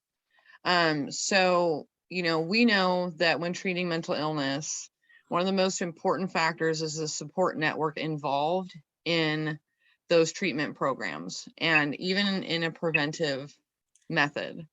So when you're looking at treating children or anyone who's mentally unstable, but especially children, heavily involving their support network is extremely important. I do not think that schools or teachers or people that are not professionally trained in mental health services should be providing mental health services, especially when other family members are not involved. And another thing we have to look at is, all of the factors as to why high school students are reporting serious thoughts of suicide. And one of them that I talk to young people and children about often, and I talk to them at least once a week about what's going on in the schools, is that, our failure rates in certain areas of our academics are severely affecting their projected comfort in how they're going to move into the adult world. When someone can't understand the world that they're living in and they can't interpret it properly because they don't have the educational and academic skills to interpret that world, that's going to cause a lot of instability to start with. And then when you start piling on issues at home, issues with peers, and just societal pressures, you're kind of creating a pressure cooker for a young person to feel completely inept and completely unable to deal with the world. So I feel that if the schools are in any way going to get involved, the family unit has to be an integral part of dealing with that situation. I do not believe our schools should be dealing with that on their own ever. Thank you, Senator Candidate Ray. Let's see, Representative Melanie Morgan.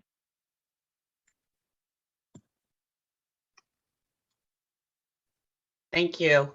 So as a former school board director, I have always been after we need to strengthen the families. This is where I'm looking at a holistic approach in dealing with children and mental health. We have to make our families whole and ensuring that they're also receiving services as well. Your question says whether we would include student education. I'm all for education that we have, but I would be interested in exactly what that exactly entails before I could actually say yes or no. Thank you. Thank you, Representative Morgan. At this time, I'm going to pass over to Anna with another question from our attendees. I had one question sent to me directly. How can we support the mental health of children with parents in the military who deal with deployments, frequent school changes, and constant moves from the communities support networks that they have built around them?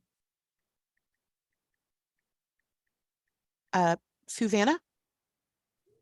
Yeah, I love this question. So I grew up a military child and my father was gone quite a bit. And I was married to a service member who was also gone quite a bit. And military wives and military spouses are so resilient. And so even when the Army, this is before they placed an emphasis on families, the military spouses would get together and do something grassroots and basically just adopt a child whenever they were missing a parent. And in some cases, unfortunately, they were missing both parents to deployments or TDYs.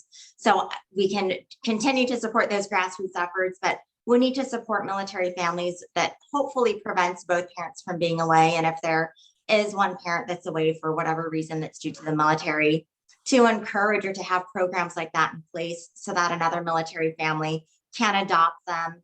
And I think military kids are already so resilient, but there are challenges there. But the benefits are that they adapt quickly, but the challenges as well that they face can be something where the other families step in. And the military schools as well that kids go to, if the school is not based on the military installation itself, we can also provide training and education to the teaching staff, to other school professionals that are in the field. And if the child does not have any other military resources, because in some cases they might be the only military child, just educating and doing a better job of saying, hey, this is this one child's specific circumstance, and how can we help this one specific child? But there are a lot of great resources that are already out there. We just need to get the word out. We're very fortunate in Pierce County to have a lot of military families and civilians that are willing to step into those roles as well. Thank you. Do we have any other candidates that'd like to answer this question? Yasmin? Thank you. I would just offer, sort of piggybacking on the other question earlier, like Representative Morgan, I'm not going to agree to a policy that I haven't seen the words on, but the idea of making sure that we have an outlet in schools to educate students about mental health, I think is important. And although I don't come from a military family, I did experience youth homelessness, so I moved around quite a bit. And I know that sometimes we like to focus on, well, of course we want to provide good networks. Of course we want to provide, solid support and bring families in. But I'd also just say that, there ought to be a recognition that educating students to be able to advocate for themselves is really important, and creating a space where military families with their unique challenges can identify what those are and reach out and feel safe and trusted and supported in those schools is really important. So I'd hope that the question before relates to this.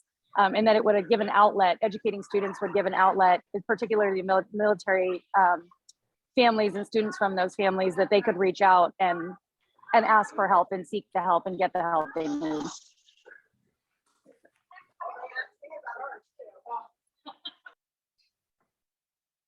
All right, thank you, Senator Trudeau, for that. Our next community question this evening, and I will be selecting two of the candidates to answer this. While Washington State has worked very hard to achieve parity for those on Medicaid when it comes to physical and behavioral health, our seniors are negotiating a complex insurance landscape between coverage for mental health and physical health issues. How would you plan to work to align federal Medicare coverage for both physical and behavioral health related issues in Washington State?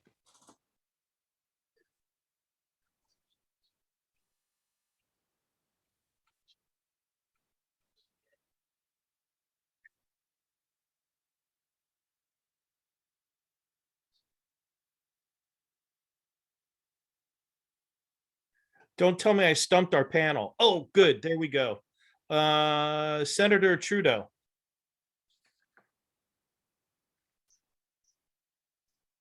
Sorry, it was giving me trouble with the unmute button. No, the issue of Medicare and Medicaid coverage is a really big one. And I think there's gaps both on the physical and mental health side. What is troubling to me is that we're overcoming some challenges and related to folks being able to obtain health insurance, but are still we still have a gap on Medicaid reimbursement. And I don't think that we're prioritizing those gaps when it comes to mental health in the same way. So I think there ought to be parity between access to mental health services and access to physical health services and supports. But frankly, we're lacking in both. And I know that we're coming up on a review of our Medicaid, kind of what things Medicaid will cover and CMS will cover with the federal government. And so I'm actually working to figure out where those gaps are and where we need to have additional coverage supported by the state side in order to gain more parity. So it's actually a very complicated and technical answer, and it sounds really wonky related to Medicaid reimbursement, but I think we need to have an overhaul and we need to have parity so that people can access both physical and mental health when they need it. Thank you, Senator Trudeau. Representative candidate Janet Large. Thank you for that. I am on Medicare right now, and my adopted son was on Medicaid. Throughout my experience, and that's all I can speak to, my son had access to just about every mental health facility that we needed. He had access to physical health because he did have an impaired arm as well. And so I didn't see that disparity. What I see in my Medicare coverage is because I was a teacher, I have a pension that comes from the government, which is really, really good. When I compare that to people that from the private sector, they don't have necessarily the same options. So I'm looking at maybe looking at why we give certain people with government pensions a different package than we give the private sector, and maybe doing some more alignment along that, because that's where I see the disparity coming. Thank you. Thank you for that, Representative candidate Large. It seems like we do have some more people willing to answer, and I would respectfully ask that you answer in the chat as we move forward in our forum this evening. Thank you.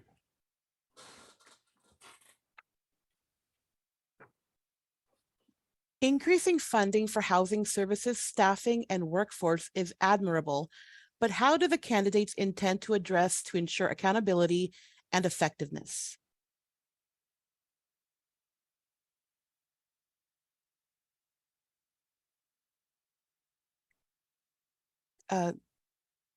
Susanna? Thank you. I'm sorry, can you please repeat the first part of the question? Increasing funding for housing services, staffing, and a workforce is admirable, but how do the candidates intend to address to ensure accountability and effectiveness? Yeah, so this is a great question. So with with anything that's taxpayer funded, you definitely need to have accountability measures in place. And then you have to continuously monitor or see what the results are so you can see if it's being successful, what the variables are so that you can kind of stop, readjust, reevaluate, and adapt whatever the process is. And that should be something that's completely ongoing, and it needs the input of everyone. It also needs to be transparent. So we need to make sure that the public, if they're investing into this, know what they're investing and what's the purpose of this. And for housing services, it's a combination of, I always like to start with accountability of existing resources. If it's working, let's continue to fund it. If it's not working, let's stop funding it so that we can allocate these resources properly. Staffing, we kind of already talked about with the priorities. There's a number of different ways that we could do this. I'd like to see a little bit better because we also have such a high veteran population here in Pierce County, and veteran transitions outside of the military into the healthcare sector, especially in mental and behavioral health. That can be kind of a twofold solution to help veterans transitioning off of service and into a successful civilian career to help in this area. And a lot of the military medical staff has great experience with treating service members with mental health conditions. That also helps with the workforce, and we can do definitely a better job of ensuring that the education is more streamlined, but we have to measure effectiveness by just ensuring that people are not repeating the same cycle this is kind of hard to measure as well, because the human element is sometimes you have to make mistakes more than once, and sometimes you have to go through the cycle a couple of times before you finally make it out. But as long as we're doing our best with ensuring that the staff is receiving continuing education as well, that's extremely important. Thank you.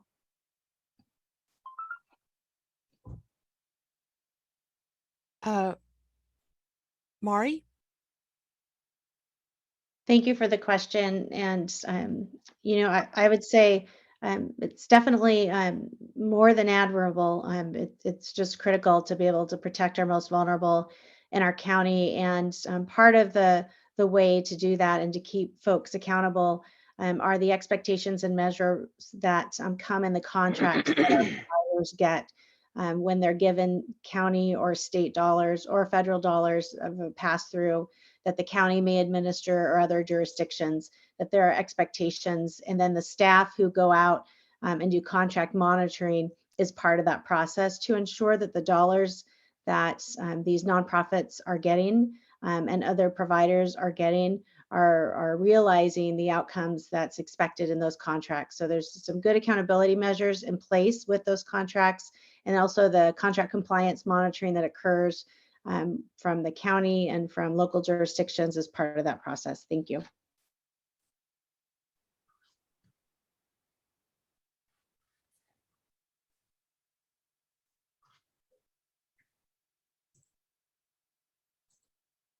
All right, now we'd like to move on to another question from our community. Individuals living with mental illness are at a heightened risk for contact with the criminal justice system. How do you plan to address this issue? Thank you. I see Gage Sawish.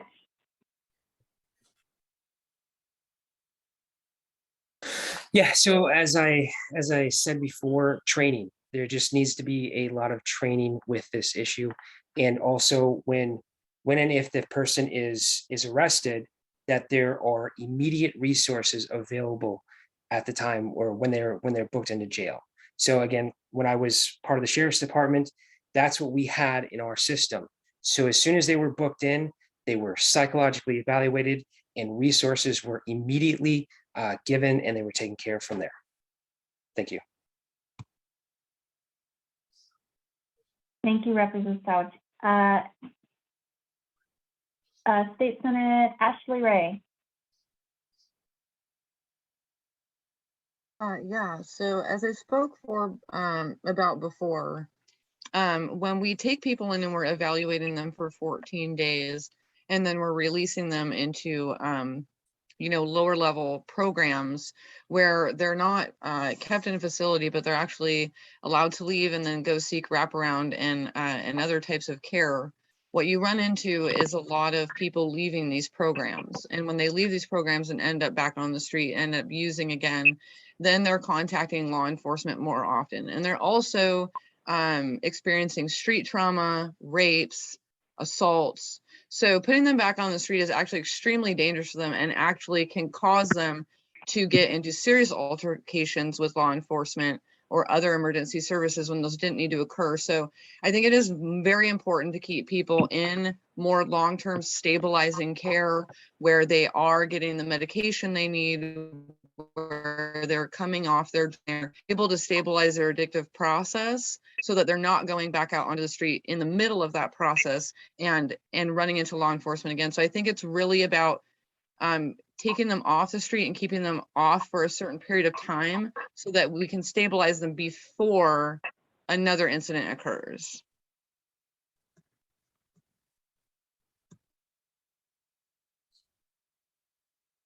Thank you so much. For those of you that did not get an opportunity to answer, I would invite you to go ahead and type your answers into the chat.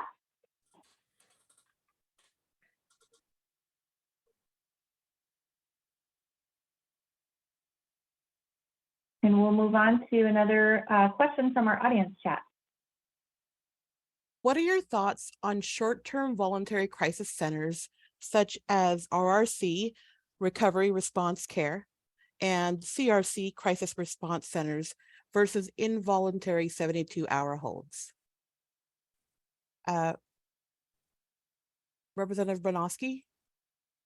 Thank you for the question. They're great and they work great. Just we need to make sure that first responders understand how to use those facilities, how to best get people to them, and they really do make a difference for the people who need those kinds of facilities most. We have the two that you mentioned a little bit earlier, Anna, that are in Pierce County.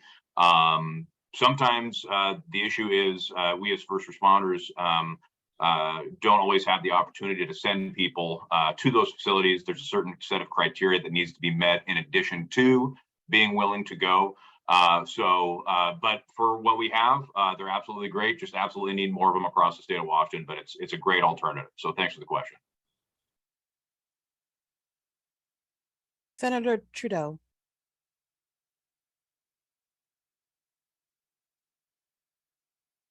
My apologies. I was trying to answer the last question in the chat. Awkwardly typing. I actually think that Representative Bronowski answered that for me. I think, different responses work for different folks. I'm always hesitant when something is involuntary, but I know we have safeguards in the law that have been worked on by a lot of folks to ensure that that's responsive when it needs to be. But I personally believe in more proactive rather than reactive solutions.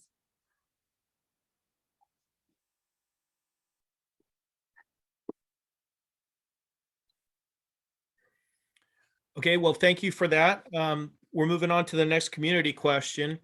People with mental illness, people living with mental illness are at a risk for homelessness and housing instability. What will you do to expand access to affordable low-income housing for this population? Additionally, what is your plan to reduce the number of homeless persons living with mental health issues?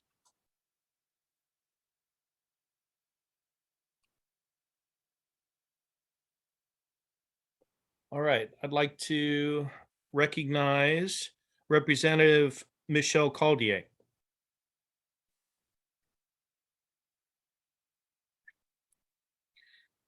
Please unmute yourself. Thank you. It always happens. Oh, that might help. Honestly, we just need to take care of people who are severely mentally ill and cannot take care of themselves.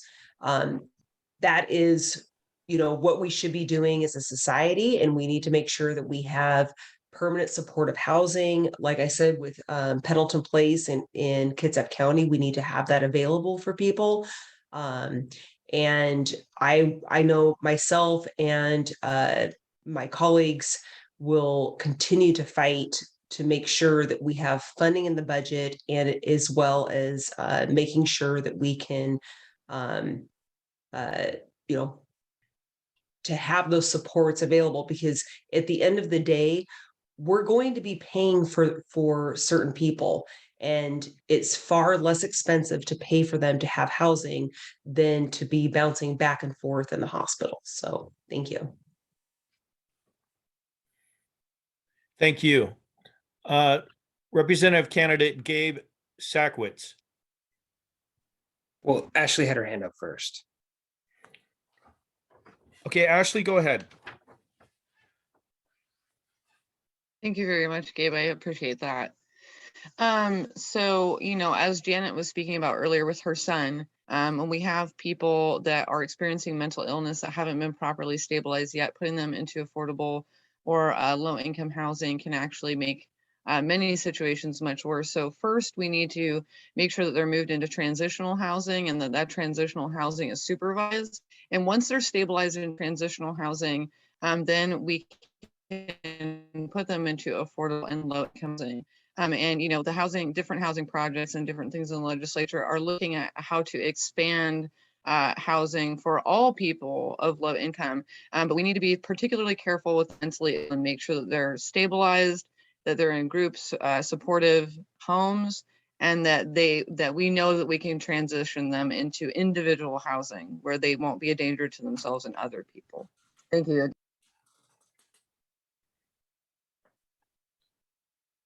All right, thank you for that. And I'll just recognize candidate Gabe Sakowitz again. Thank you.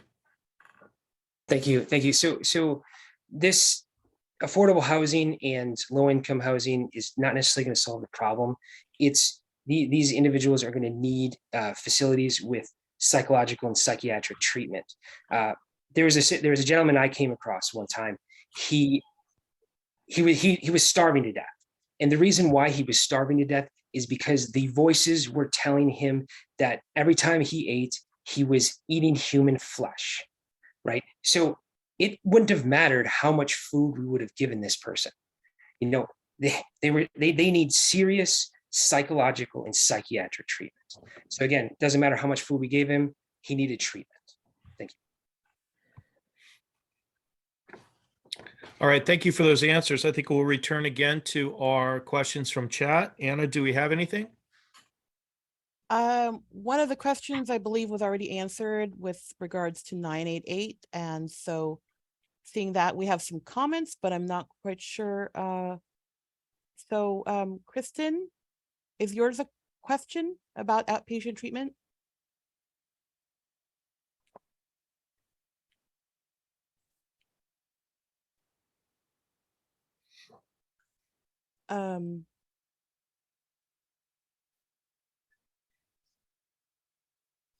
Okay, so I have a question. Here we go. What are your thoughts regarding the decertification of Western State?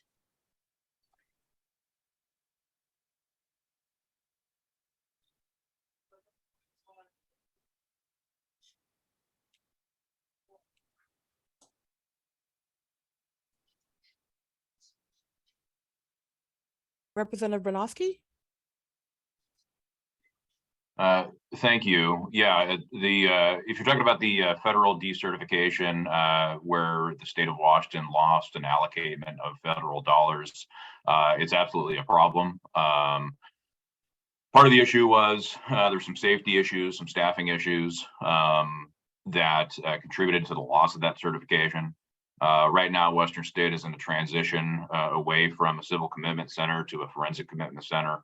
And as civil commitment centers across the state get built and Western State transitions back into a forensic only facility, it should be able to regain that federal certification in regards to several safety improvements. And DSHS is also working collaboratively with the employees who work at the institution to make sure that patient safety and employee safety continues to be of utmost importance. So hopefully will be addressed in the near future.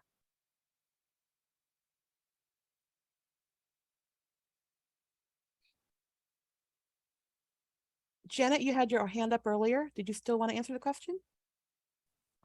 I was misunderstanding the question. So when you said decertification, I was, I'm in the field where I believe that we need more facilities in our state that work with mentally ill.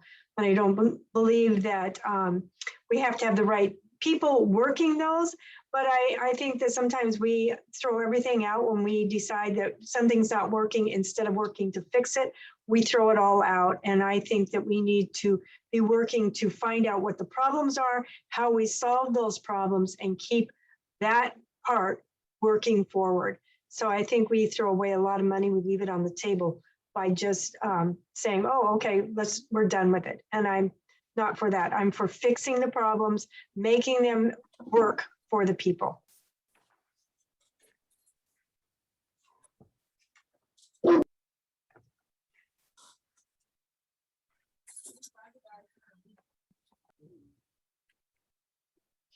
All right, Anna, it looks like we're coming up on our time queue here now. I want to thank everyone in this body here today for your participation in this evening's forum. On behalf of Tara, Anna, and myself, we appreciated the questions and the answers you provided. I apologize if we weren't able to get all your questions or answers, but as mentioned earlier, please save the chat line in case there are answers in there that addressed your questions. And now, a final word from our president, Lovey Offerly.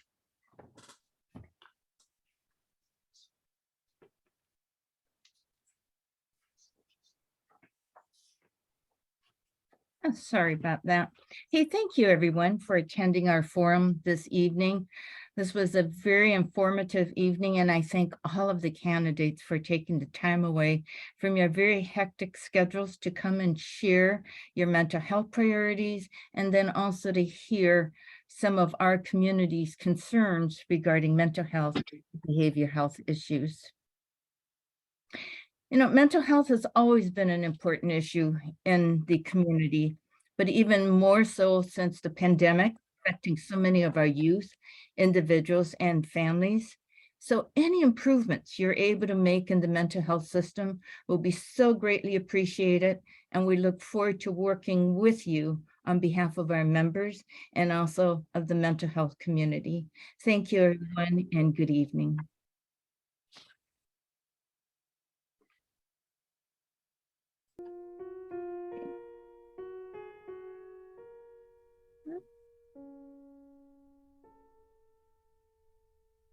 Yeah.